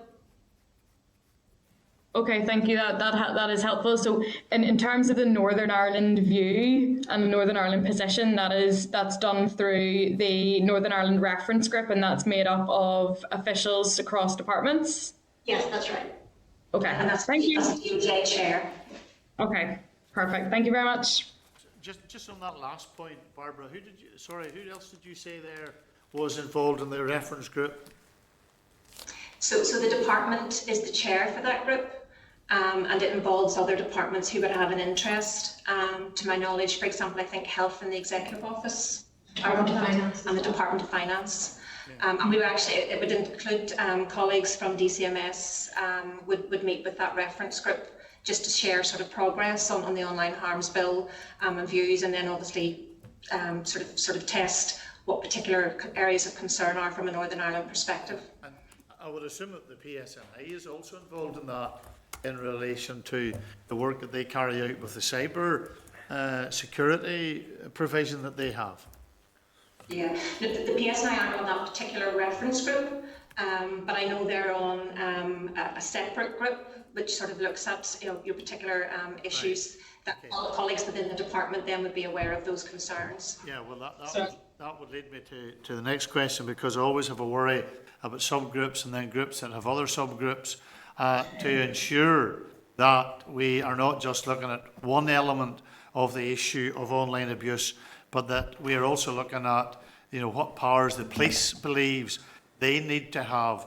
I think we've had a very sad reflection of that in recent days, both in regards to what happened online following the atrocious murder in the Republic, also the comments that were made against my colleague and friend Diane Dodds. But we need to make sure that there is a holistic approach and there is no stone left unturned within government departments, the PSNI and anybody else who has an interest in this and an involvement to try and to make sure that we have the best possible outcome to make online safe, because certainly at this minute in time it is not safe. It is one of the most dangerous places. Scams are just horrendous that are going on, and I would like an assurance that that collective approach is what is being pursued, and that there's nobody that's left out in relation to reference group or sub-working group or another group or whatever. Yeah, I suppose just to reassure you that the Minister has been writing obviously to DCMS and Home Office ministers as well, just to make sure that they're very aware of what the views are from a Northern Ireland perspective. And police powers has been one of those issues that has been raised. We're on the understanding the Home Office, I think, are looking at they call it a light touch, but they're looking at sort of police powers at the moment, and in terms of the current legislation, to see if they are effective or what more needs to be done. And actually the Minister plans to write to the Chief Constable in the context of sort of the domestic abuse and sexual violence issues from an online perspective, to make sure that he is doing everything that he can to take reports of these particular incidents as serious as possible, and is actually writing back to DCMS quite shortly, again to flag that particular issue on police powers. And Chair, just to assure you, as well as on the kind of specifics of the bill, this afternoon as we sit here, the Organised Crime Task Force has one of its regular meetings, and that's multi-agency, number of groups, and that's at the working level, and then anything that needs to be addressed, it's all within the Justice Family and all within safer communities. So there are constant conversations to make sure that we're doing everything we can to use every tool that we have. I appreciate that, Julie. Just one other question, then I'm going to go to Gemma, but just clarity. Did I hear Barbara right when she said that the Hate Crime Advocacy Service contract had been awarded? And if it has been awarded, to whom has it been awarded? If you can't give us that information now, we'd certainly like to see the detail of that, because this is an issue that has run on for far too long without there being, I think, an accountability that was appropriate. And maybe could we get clarification on that? I can clarify that for you now. That's not a problem. The contract, the successful bidders have been advised that they have got the contract from the 1st of April, and actually it's the current incumbents. So there has been a consortium of the current deliverers have come together, and that's the bid that was successful. So that will be led by Victim Support and working with the Migrant Centre, Rainbow and Leonard Cheshire. Now I can't obviously, I wasn't part of the procurement procedure, because CPD took it forward, and and I led, but I can certainly confirm that with you. Okay, that's lovely. Thanks, Barbara. Gemma? Thank you, Chair, and thank you all for joining us today and for the work you're doing. And I apologise, I think my question might have been covered or might have been touched upon in the briefing, but I just got interrupted. So it's just on sectarianism and the definition. Can you explain the decision not to recommend the inclusion of political opinion in the definition of sectarianism? And again, sorry if this has been covered. No, that's fine. Judge Marnin recommended that we should use the Scottish Working Group's definition of sectarianism for hate crime, and he specifically noted that he didn't want to include political opinion, which was also not included in the Scottish Working Groups, because he felt that it would engage freedom of expression issues. And whenever you're trying to criminalise, not criminalise behaviour, but increase sentencing for behaviour, you don't want to be taking freedom of expression into account, basically. Okay, no, thank you. Okay, thank you, Gemma. And just, I think there was one other query I had. Yes, and apologies for me not picking this up. The timeline, or have we a date for the consultation going out? And then obviously that will depend on when the next consultation takes place. But is there a time for this first consultation to be launched? That there is. We're aiming for the end of the month, right. And then it's for an 8-week consultation. Yeah. Okay. All right. Thank you. Okay, members and colleagues, if there's no other questions, can I thank Julie, Barbara, Noel and Diane for their attendance, and also for the information that they've provided, and we look forward to working with you in the future in relation to these issues. But in the meantime, thank you very much. Thank you. Thank you, Chair. Thank you. Okay, members, just for our own, are we content to note the current position of the proposed consultation? Obviously, we have a number of queries that we've asked, but also is there any other questions that we need to ask in relation to the department in relation, following on from that? Rachel? Thank you, Chair. And just on the online safety bill, just the issues that were raised there, I appreciate the officials' answers. I wonder if there would be, I absolutely understand the pressures that the committee is under, and rather than an oral briefing, maybe get a written update on what is going on with the engagement. I absolutely would just love to know what's been forward. Yeah, and I agree, because I worry, and it's not to in any way undermine or question what the Minister, but it was said that the Minister has written to the committee, but also they're having a discussion with the PSNI. Is there I just want to make sure that it's as wholesome as it possibly can be, and I think maybe that's the same place, because you're absolutely right, Rachel. We've had this being raised, the Sturgeon Bill, it has been raised in a number of other places, and every time it goes back to, that's a reserved matter, it's always referenced back to the safety on. In fact, that's the first time that we've discovered that there was a Northern Ireland reference group. So I think if we could write to the department, and I think maybe it would also be useful if we write to the PSNI in relation to it as well, because I think... Chair, just on that, I mean, mention of the reference group obviously is part of the information we're seeking back. I think getting the composition of the reference group would be useful as well. Yes, yeah. Okay, agreed. Thank you for that, Rachel. Thank you. And the other thing, members, is just to get your agreement for this issue to be highlighted in the committee legacy report as one of the next Justice Committee may wish to prioritise further scrutiny, and I wish whoever is on that committee all the best in the new mandate.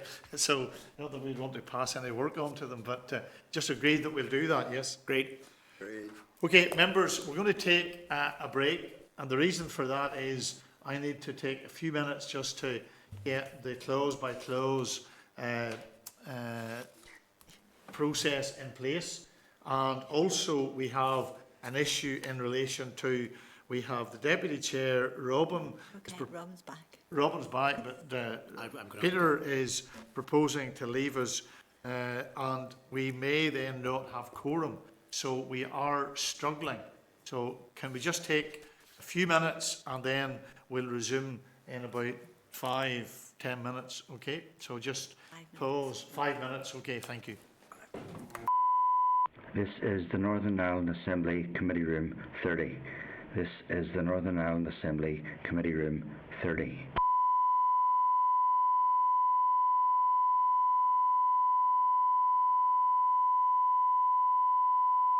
This is the Northern Ireland Assembly Committee Room 30. This is the Northern Ireland Assembly Committee Room 30.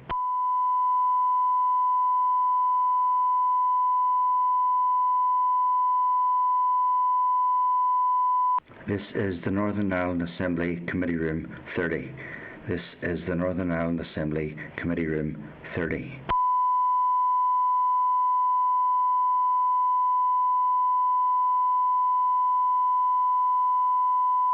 This is the Northern Ireland Assembly Committee Room 30. This is the Northern Ireland Assembly Committee Room 30.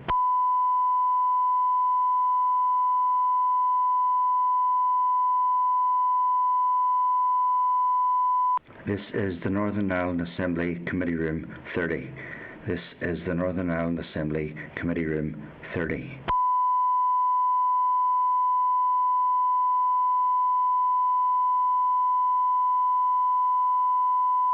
This is the Northern Ireland Assembly Committee Room 30.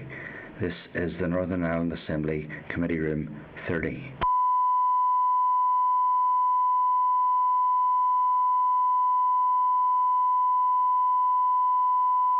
This is the Northern Ireland Assembly Committee Room 30. This is the Northern Ireland Assembly Committee Room 30.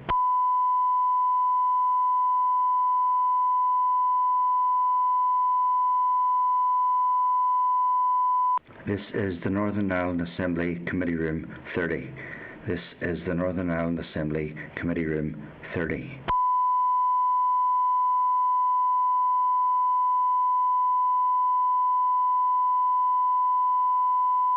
This is the Northern Ireland Assembly Committee Room 30.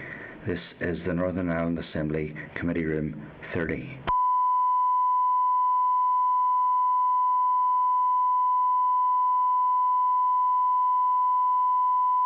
This is the Northern Ireland Assembly Committee Room 30. This is the Northern Ireland Assembly Committee Room 30.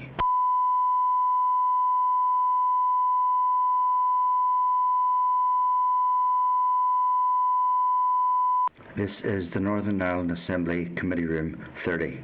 This is the Northern Ireland Assembly Committee Room 30.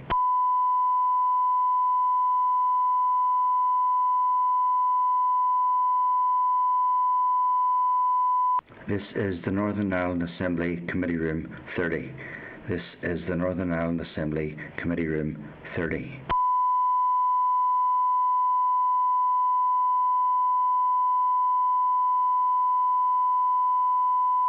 This is the Northern Ireland Assembly Committee Room 30.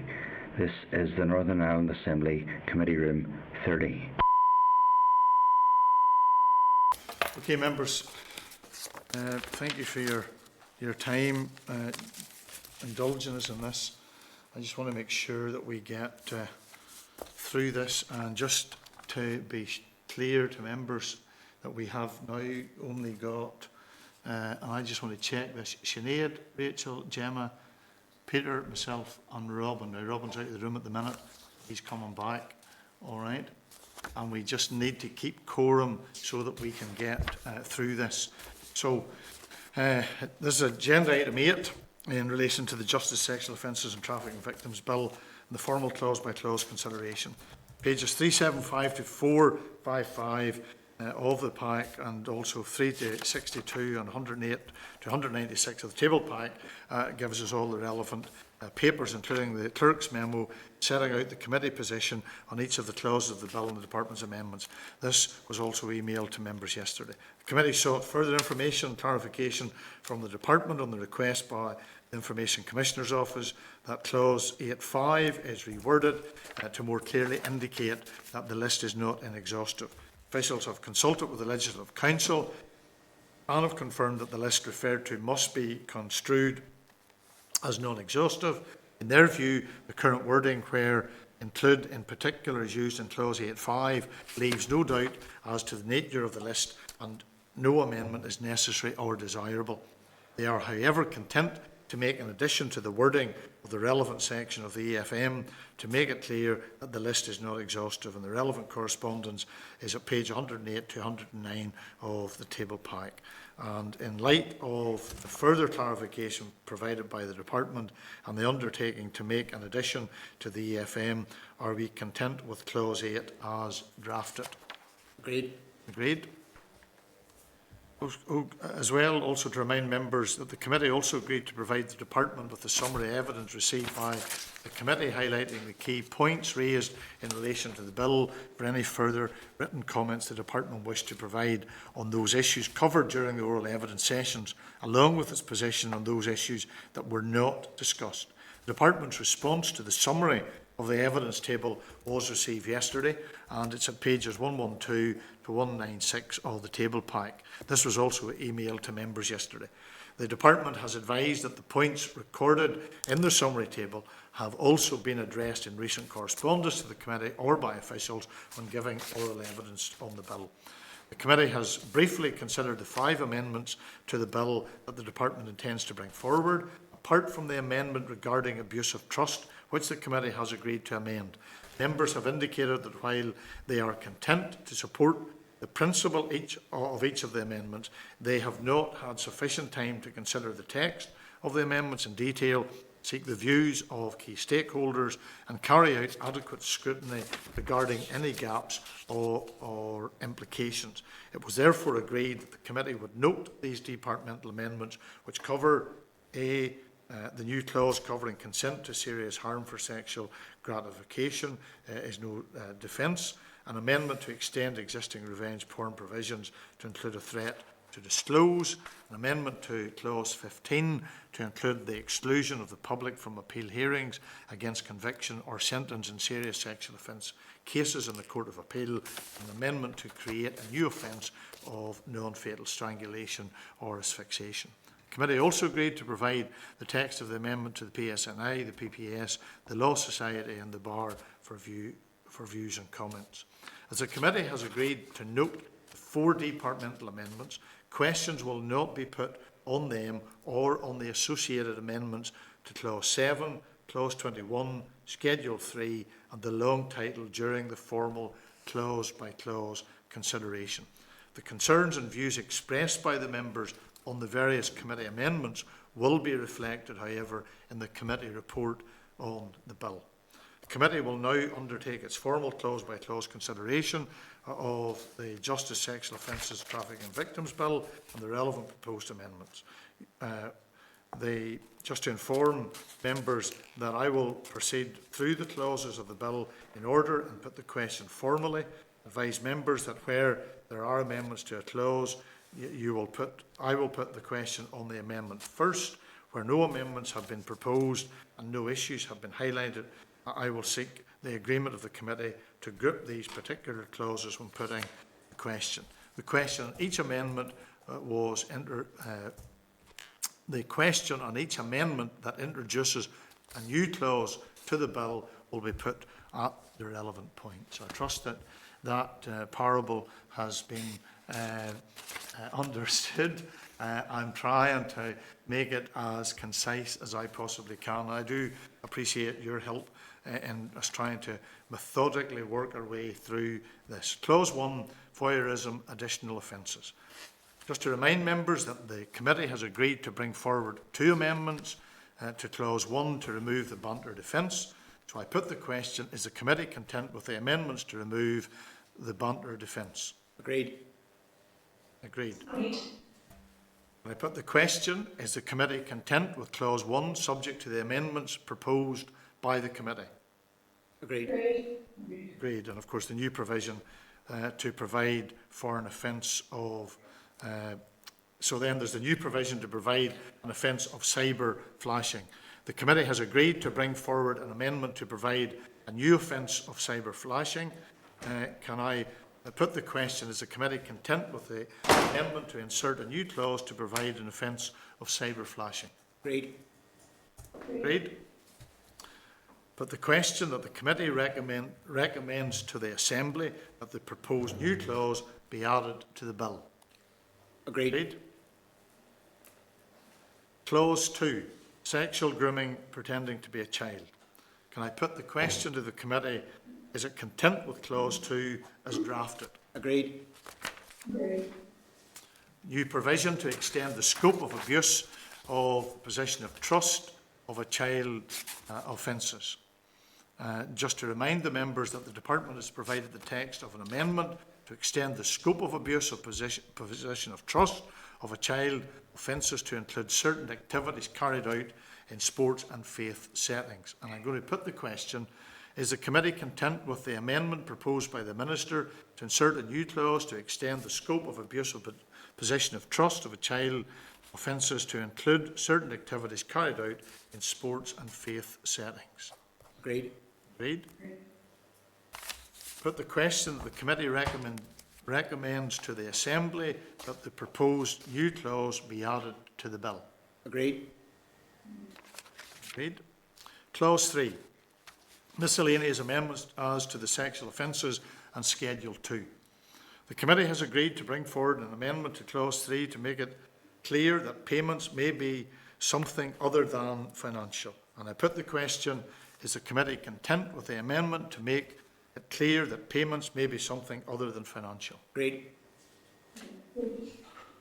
I put the question, is the committee content with Clause 3, subject to the amendment proposed by the committee? Agreed. Agreed. New provision to remove the defence of reasonable chastisement. Just to remind members that the committee agreed to bring forward an amendment to remove the defence of reasonable chastisement. And I put the question, is the committee content with the amendment to insert a new clause to remove the defence of reasonable chastisement? No. No. No. So we have, in these circumstances, Clerk, can I just check, do we record that there's 3 against and there are 1, 2, 3, 4? Just seeking your advice. If the question's been put and the committee is in agreement, then we will record the division on the question. But I don't have to put it to a vote? Well, if people are saying yes to it and no to it, we would need to record what the outcome of just so that we have clarity. So those in favour, I will call as being Gemma, Sinead and Rachel. Okay? And those against, Peter and Robin and myself. Okay? Then, can I put the question, the committee recommends to the Assembly that this new clause is added to the bill. Again, the same would apply, that it would be 3 for and 3 against. Agreed? Yep. Yes. Just want to make sure that we've done this correct. Just to clarify, whenever votes are going through committee, you need a simple majority. So if the votes are equal, the motion falls. So the question that's being put will fall. Okay.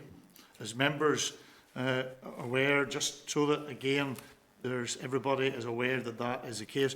Clerk, can you just clarify that for us?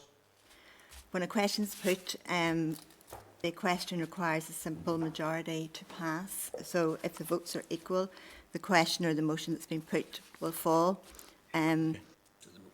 The questions are being put to bring forward an amendment to remove the defence of reasonable chastisement and content with the amendment to insert, content with the amendment to insert a new clause, and that the committee recommends to the Assembly that the new clause is added to the bill. Earlier on in the meeting, the committee agreed that it would bring forward the amendment, so we'll have to reflect this. Okay. Okay. Thank you. Sinead? Chair, I appreciate what's being said. Can I just double check, has the delegated vote been considered at this point? I'm not sure who's carrying, to be fair. The vote was delegated. Emma Rogan delegated her vote to Sinead Ennis. And Sinead's not, she has left the meeting. Okay. Okay, thank you. All right, just then, okay, so we're clear so that there's no, I just want everybody to be clear in that. Okay, thank you. Then, seek agreement of the members of group. Oh, sorry, no, sorry, apologies, Rachel. Yep, go ahead. Okay, so just to clarify, we agreed to bring forward an amendment to abolish the defence of reasonable chastisement, but we're not putting that formally. Yes, we have put it formally now, but if I am reading right what the clerk is saying, because there was those who weren't in favour, if it goes to a vote as it did, then it has to be carried by a majority, and there was 3 for and 3 against, and if there's no majority, it then falls and doesn't become a recommendation of the committee. Is that an accurate reflection of the procedure? Yes, in closed session, the committee discussed all the amendments and agreed which ones that they agreed the final text, which I think was circulated now and Stephanie had provided. But we're now putting the formal questions, and I'm putting the formal questions. Some members who were here early in the meeting aren't here now. So we're sitting with 6 members, and 3 have voted for the amendment and 3 have voted against the amendment. And for a committee motion or a proposal to carry, you need a majority. If there's equal votes, then it falls. Okay, so the committee are no longer bringing forward an amendment to this bill on defence of reasonable chastisement and equal protection? Correct. That's the correct interpretation. In putting the formal questions, that's the result. Yep. No, thank you. Just wanted to clarify that. No, appreciate that. Thank you. Okay, members, can we then move to the agreement of members to group clauses 4 to 7, which cover anonymity of victims for the purposes of putting the question. If any member has any issues or objections to any of these clauses, then the question should be put on each individual clause. So can I put... Apologies, I'm going to have to go. Okay, well, thank you. Can I put the question, is the committee content with clauses 4 to 7 as drafted? Content? And I seek the agreement of members to group clauses 8 to 14, which cover anonymity of suspects for the purposes of putting the question. If any member has any issues or objections to any of these clauses, then the question should be put on each individual clause. Can I put the question, is the committee content with clauses 8 to 14 as drafted? Content? Clause 15. Clause 15, serious sexual offences, exclusion of public from court. Earlier in the meeting, members agreed that they had not had time to properly consider the text of the Minister's proposed amendment to Clause 15 and carry out adequate scrutiny regarding any gaps or implications, and therefore the committee agreed to note the amendment. So can I put the question, is the committee content with Clause 15 as drafted? Content? New provision to place a duty on the Department to provide guidance on Part 1 of the Bill, including training and data collection. The committee has agreed to bring forward an amendment to place a duty on the Department to provide guidance on Part 1 of the Bill, including training and data collection. I put the question, is the committee content with the amendment to insert new clause to place a duty on the Department to provide guidance to Part 1 of the Bill, including training and data collection? Agreed? Agreed. I put the question, the committee recommends to the Assembly the proposed new clause be added to the bill. Agreed. Agreed. Clause 16, support for victims of trafficking. The committee has agreed to bring forward 2 amendments to Clause 16 to extend the support for victims of trafficking and to amend and to extend the statutory defence on exploitation to include Class A drugs. I put the question, is the committee content with the amendments to extend support for victims of trafficking beyond 45 days to cover from presentation stage to NRM decision based on need, to provide support post-positive NRM decision for 12 months or less if not required, and to extend the statutory defence on exploitation to include Class A drugs? Agreed? Agreed. I put the question, is the committee content with Clause 16 subject to the amendments proposed by the committee? Agreed? Agreed. Clause 17, reports on slavery and trafficking offences. I put the question, is the committee content with Clause 17 as drafted? Agreed? Agreed. New provision to place a duty in the Department of Justice to bring forward protective measures for victims of slavery and trafficking. The committee agreed to bring forward an amendment to place a duty on the Department of Justice to bring forward slavery and trafficking risk orders. I put the question, is the committee content with the amendment to insert a new clause to place a duty on the Department of Justice to bring forward protective measures for victims of slavery and trafficking? Agreed? Agreed. Put the question, the committee recommends to the Assembly that the proposed new clause be added to the bill. Agreed. Seek the agreement of the members to group clauses 18 and 19, which cover qualifying offences for sexual offences prevention orders and time limit for making violent offence prevention orders, for the purposes of putting the question, if any member has any issues or objection to any of these clauses, then the question should be put on each individual clause. Put the question, is the committee content with clause 18 and 19 as drafted? Agreed. Agreed. Seek the agreement of members to group clauses 20 to 22, which cover ancillary regulations, commencement and short title, for the purposes of putting the question.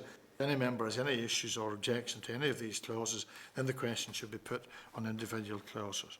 I put the question, is the committee content with clauses 20, 21 and 22 as drafted?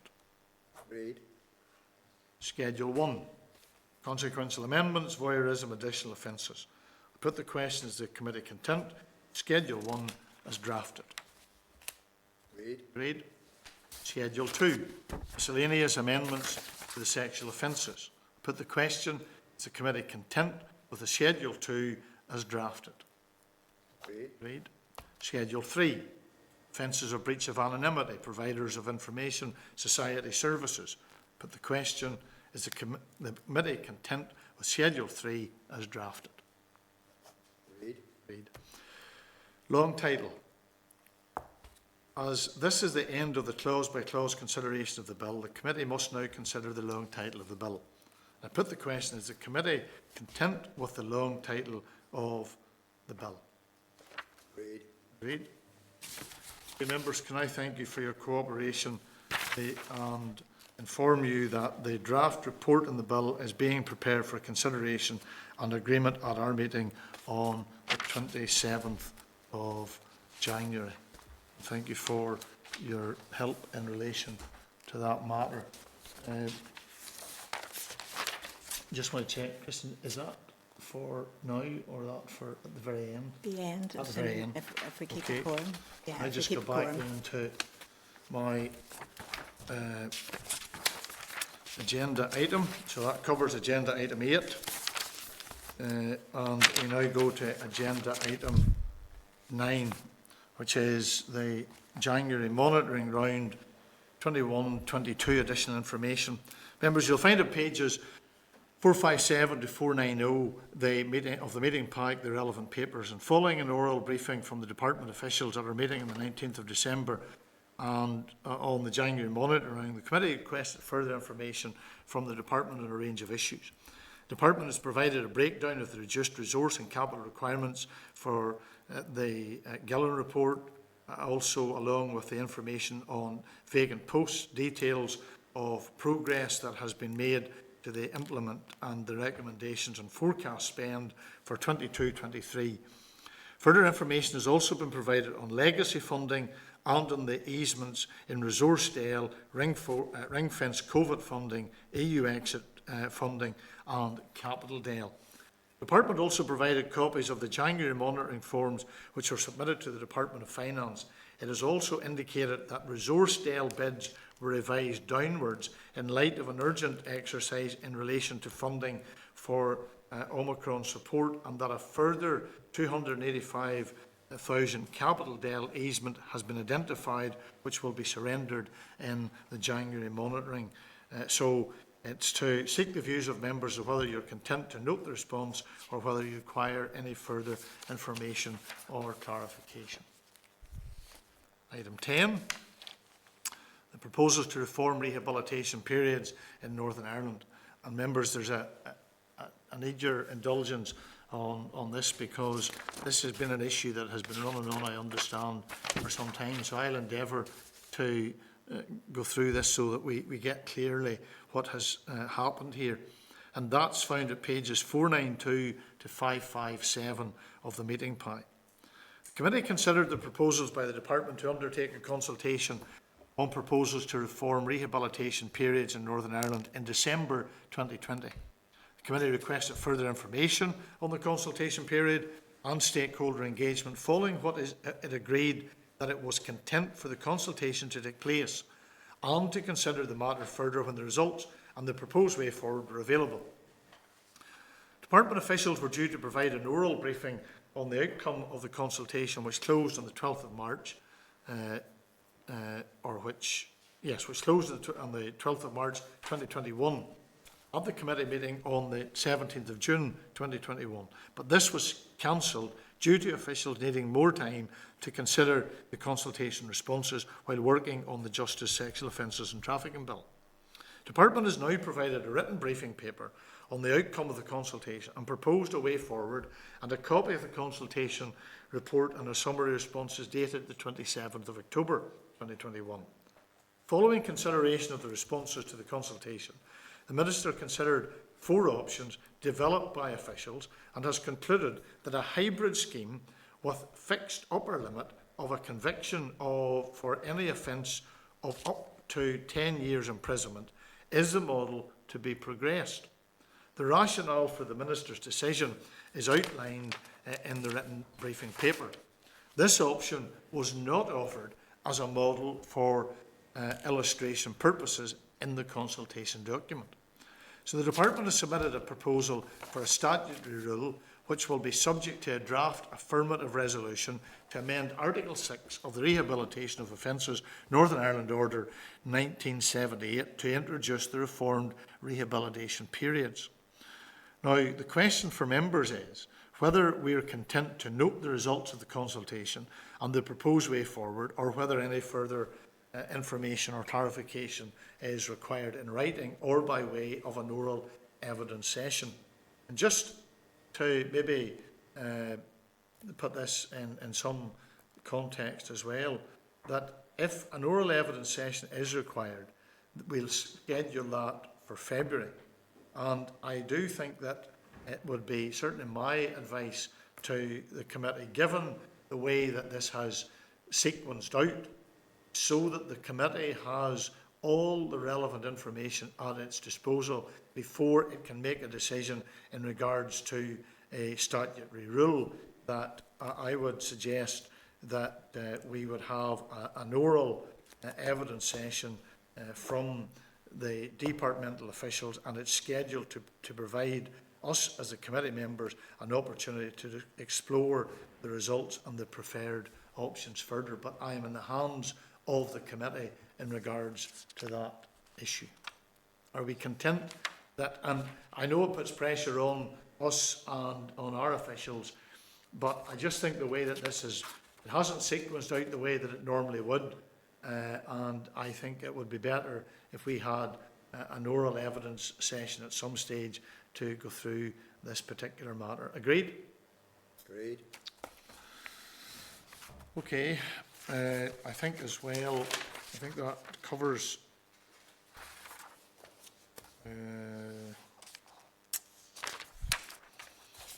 thank you. Agenda item 11, review of sentencing policy in Northern Ireland, sentencing of offences of causing death by driving. Members will find the information relevant at pages 559 to 658 of the meeting pack. The Department has provided an update, as requested by the committee, on progress on preparations for the legislative change to the maximum penalty for offences of causing death by driving following the sentencing policy review. The Department of Justice has outlined that the legislative provisions will be complex, as they will impact not just on a range of road traffic legislation, but will require integration and alignment with the range of sentencing options and legislative provisions in the Criminal Justice Northern Ireland Order 2008. The next phase of the work will be the preparation of drafting instructions for Legislative Council, and the sentencing bill is provisionally planned for 2 years of the next mandate. And it's for members to note the position unless we have any further information or clarification. And it might be worthwhile that a copy of the updated provided by the department is sent to Mr. and Mrs. Dolan for information. I think that would be the right thing for us to do as a committee, if committee is agreed. Agreed? Agreed. Agenda item 12, the draft strategic framework for youth justice. Additional information, that's at pages 660 to 740. In our meeting on the 16th of December, the committee considered the first draft of the strategic framework for youth justice and associated action plan, which the department intends to share with the criminal justice partners and key stakeholders across the children's sector for their views, and agreed to request further information on a number of issues. The department has also provided the further information, which includes the potential timescale for the legislative proposals to raise the minimum age of criminal responsibility in Northern Ireland, the legislative vehicle for a statutory right to bail, the development of a children's justice bill. The department has also provided a copy of the child-friendly questionnaire, which is being used to engage with children and young people on the new strategic framework. And it's to ask members to note the additional information unless there's any further questions that we have. Rachel? Thanks, Chair. I was just glad to see there was such a good response on that and the appendix with the children's sort of the survey there. But I'm just wondering, in terms of the draft standard framework and what was being discussed, would it be of use to share this with the children's sector, especially those that were involved with the recent youth justice review? Yep, we can. I think we can do that and get their comments. Agreed? I think it's an excellent idea. Yep. Yeah. Yep. Yeah, very much. Thanks for that, Rachel. Thank you. Agenda item 13, the domestic abuse offences. Is that? Yes, I am right. Make sure that, yes, I am. I'm sort of losing my place there. The domestic abuse offences training and awareness materials update. You'll find that at pages 742 to 779 of the meeting pack. The department has provided an update on the e-learning training package, the digital awareness tool, and the PSNI, PPS and judiciary training that is taking place ahead of the new domestic abuse offence coming into operation. It has also provided further details of the multimedia public awareness campaign, including a selection of storyboards, the advertising scenario scripts and the associated billboard material, which should not be shared ahead of the finalisation and the formal launch in late February. And again, it's just to ask members to note the update it provides, that is provided unless there's any additional information or clarification that we require. But obviously this is building upon the work of this committee. Rachel? Thank you, Chair. I just think we need to reflect on this in terms of the bills that we're dealing with currently and the importance of the guidance and the training. We can clearly see that from the department's written paper. I have a question just in relation to the multimedia public awareness campaign. Okay. I note that there is a section in it about straying into the pre-election PERDA period. I would like to know why that an awareness of a Domestic Abuse Act would conflict with anything to do with PERDA. Yeah, okay. And given how close that is, it probably would have, if that was their position, it would have an impact on when it could be done. Yep, we can get clarification on that. I was also thinking that it might be useful if we write to the Assembly Directorate of Corporate Service requesting that the e-learning package is made available to Assembly staff. If we're agreed? Agreed. Okay. Agreed. Thank you. Item 14, correspondence. There are 7 items of correspondence at page 781 to 832.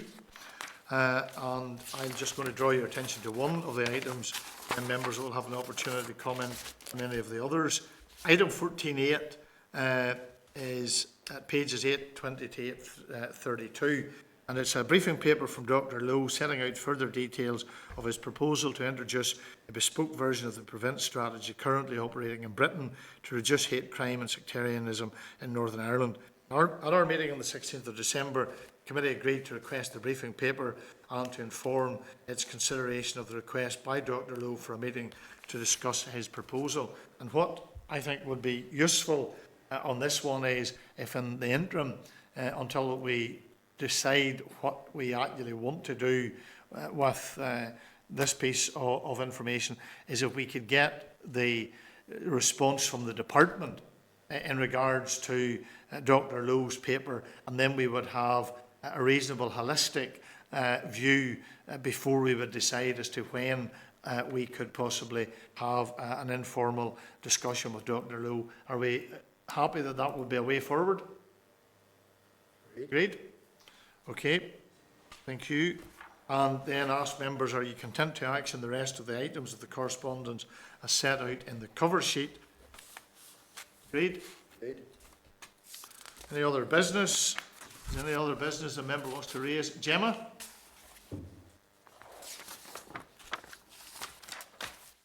Sorry, Chair, I couldn't get myself unmuted there. Just in relation to the Police Ombudsman report that was launched last Friday, it obviously laid bare the scale of British state collusion with loyalist murder gangs. Could we forward this to the Minister for a response?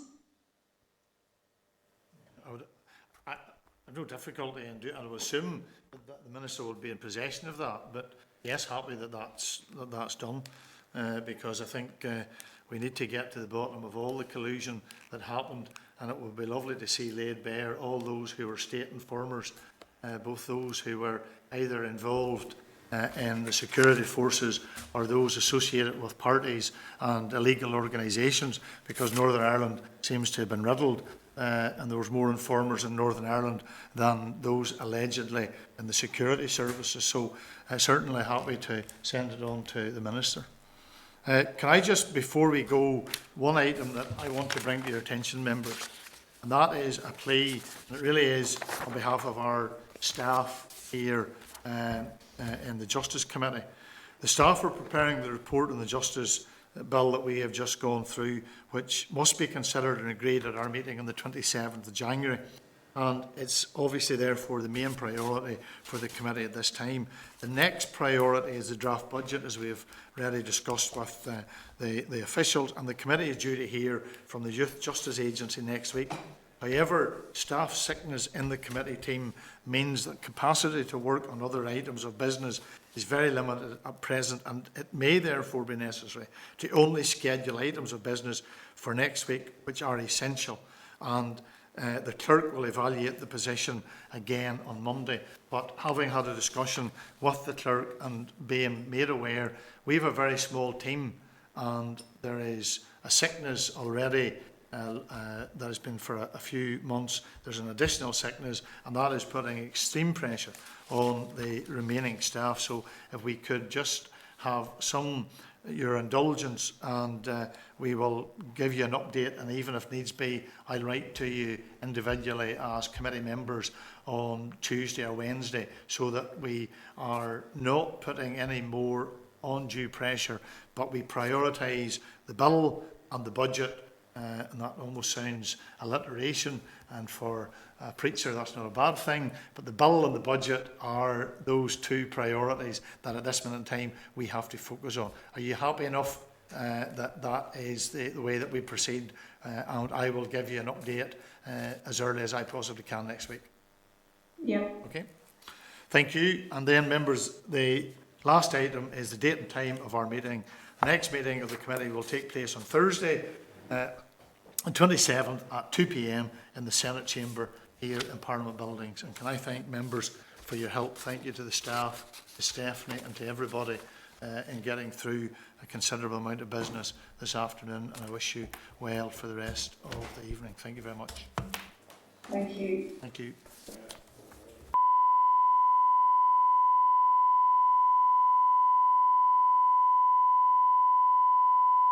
This is the Northern Ireland Assembly Committee Room 30.